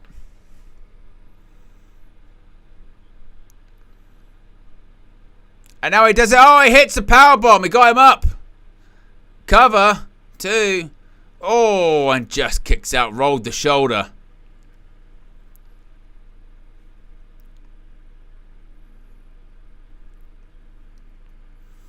But still, couldn't put Randy Orton away.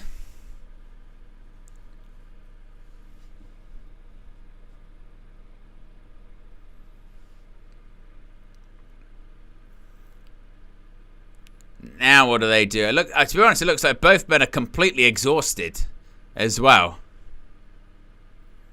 Completely exhausted. What do they do now?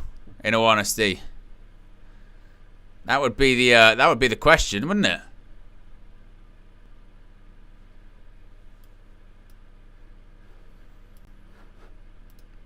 Got another powerbomb. They couldn't do it. He couldn't do it. Oh, RKO out of nowhere! Out of nowhere, RKO out of nowhere! Cover, 1, 2. Oh, and Gunther kicks out. Woo! He thought he had it. Out of nowhere, that's what it's all about, isn't it? The definition of out of nowhere.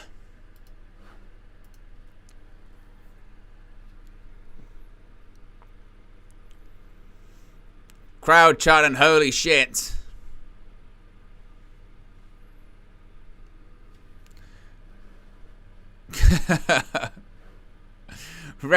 Randy Orton says, holy shit is right.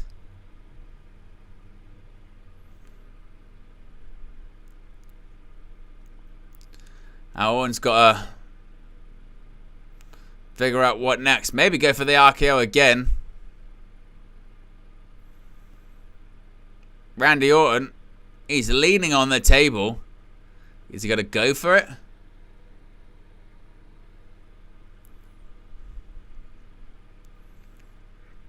Maybe he is.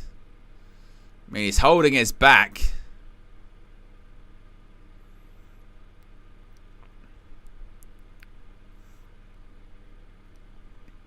He's moving the bottles, moving the microphones and everything off the table.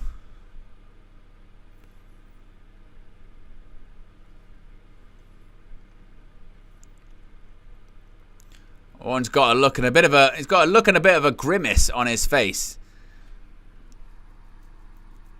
What is he thinking of doing?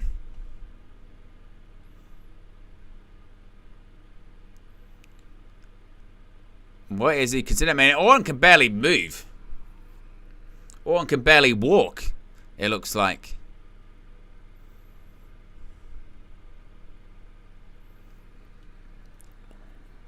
What's he going to do? Gunther's now back to his feet, meets Orton on the outside, bounces Orton's head off the announce table. Now what? Oof. Alright, I've got to go for a backdrop. Oof. On the steps next to the announce table.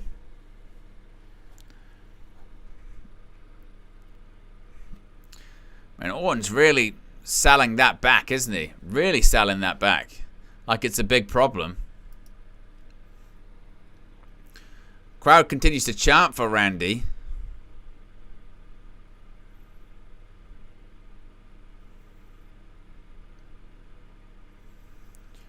It must be said, yeah, Orton's really selling the back like he can't move.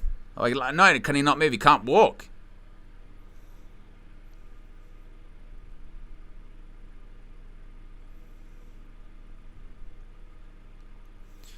And Orton listening to the crowd.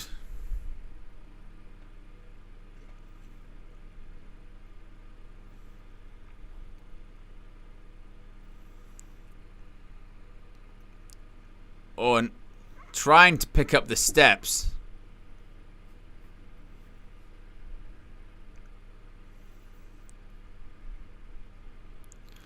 And now he's putting the steps sort of as they would be next to the ring. So the steps are right there.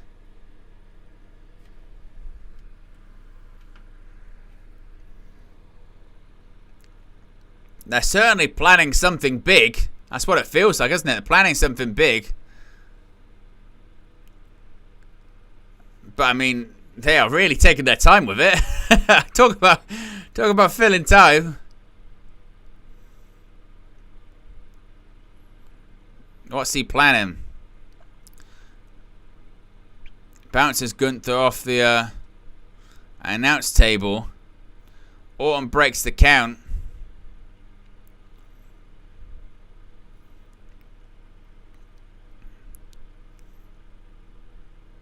Oof. Bounces Gunther off the steps. There's some kind of table spot's going to happen. I don't know what. But they're planning some kind of table spot.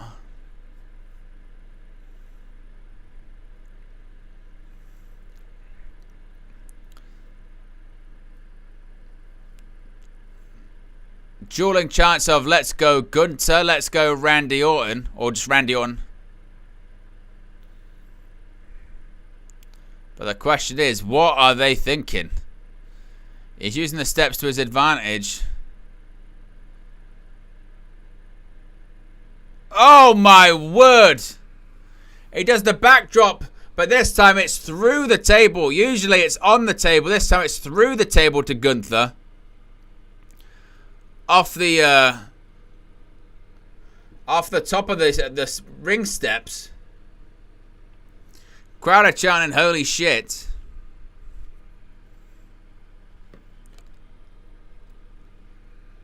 But now look at Randy Orton posing.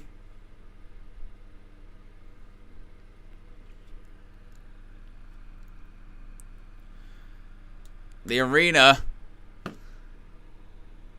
Well, again, we're kind of getting sort of mixed chants here.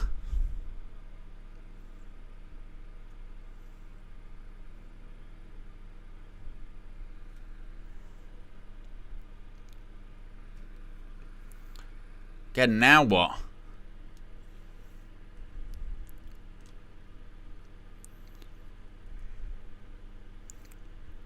Orton with a front face lock just sort of drag Gunther back into the ring.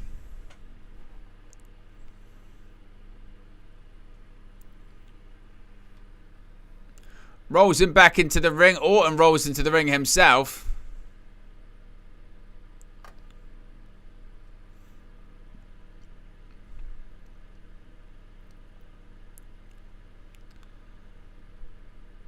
Listen to the crowd rumbling.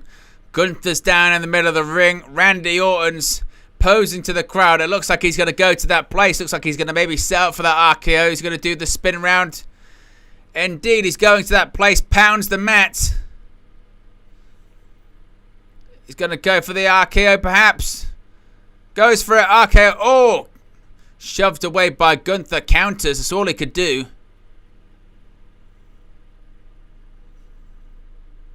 And now it's going for a sleeper hold. Sleeper hold locked in. Randy Orton's in trouble. Now how much has he got it locked in? Orton's going to try and get back to his feet.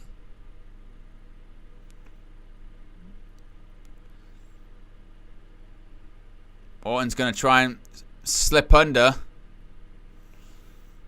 Backs into the corner.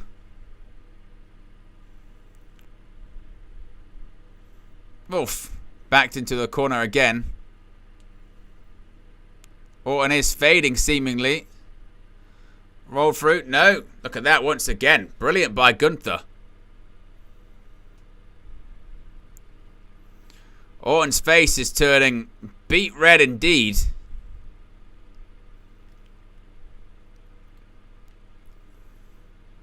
Once again, the arm under the chin of Randy Orton. Last gasp effort by Orton. He's managing to turn it in. He's turning it into. Oh, he nearly turned it into an RKO. Oh, and a chop right to the back of the neck. And now going for the sleep hold once more.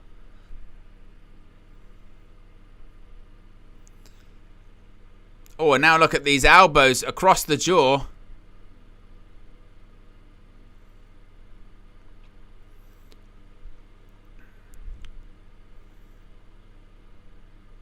Randy, is he going to fade?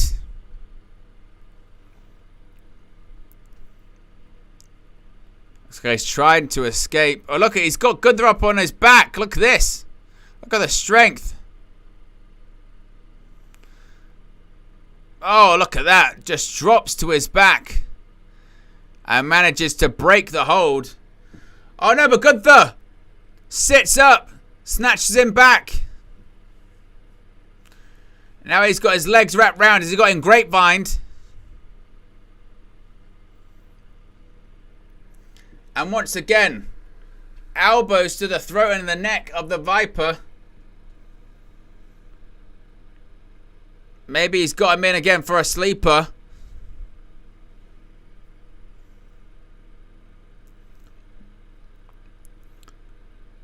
Oh, and look, he's just got his finger. He's trying to... Is that going to be it? Is Orton fading?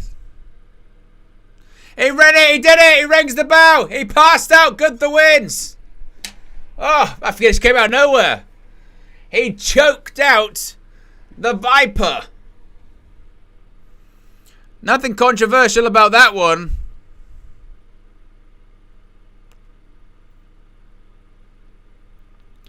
Gunther wins via submission, via choke.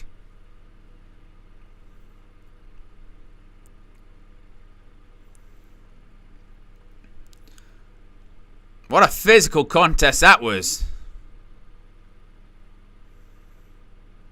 He can't even lift his arm.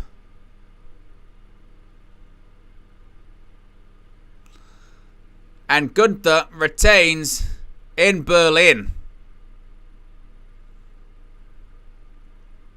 See, I'm not opposed to finishes like that. I don't mind those kind of situations where you lock it in, they pass out. That's what should happen.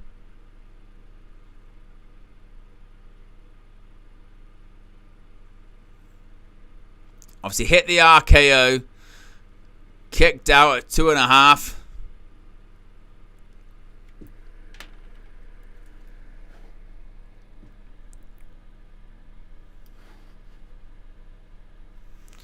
Gunther getting smashed through a table by Randy Orton too.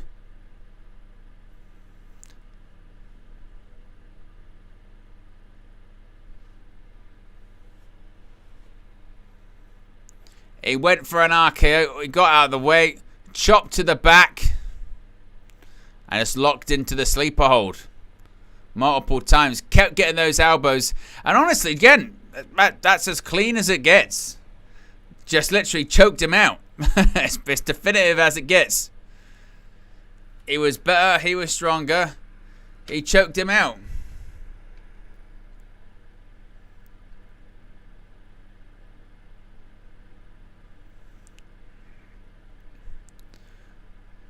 Randy Orton stands up.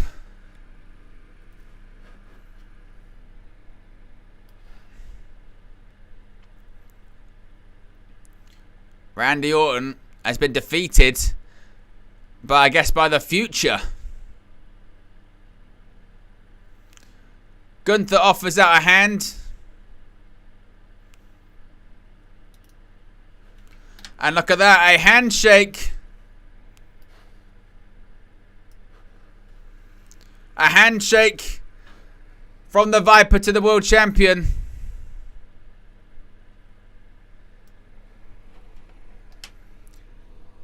And Randy Orton kind of passes the torch a little bit to the current world heavyweight champion. I mean, that's how you get put over, isn't it? That's what the established guy does. Is literally is. That's what it is, isn't it? You know what I mean? That's what happens in pro wrestling. In pro wrestling, they literally just, they put over the young guy, they put over the young champion. You create new stars. That's what you do. And I think that was the right move. I thought actually the match was, it's an interesting one actually, because that's a Randy Orton style match, isn't it? I mean, we'll get into this a lot more in the post show, but that's what that's more sort of older school pro wrestling. It felt like, again, a big kind of a big match, really. So we'll get into that a lot more, as mentioned in the post show, which will be coming up very, very shortly, as they're already into their post show, which I do actually really like their post show format. WWE, I think that is a quite good addition, actually. But a victory, nevertheless, for Gunther. Still the WWE World Heavyweight Champion. As I mentioned, I'm going to be live with the post-show here in just a few minutes. You're not going to have to go anywhere either. You'll be redirected straight to it. But Gunther wins the main event. I mean, largely predictable. I think pretty much every single match went exactly how you would expect it to go, which is par for the course for these international PLEs. 5 matches, not a lot to really super write home about, but great atmosphere, enjoyable show, perfectly timed, I think, in terms of length as well.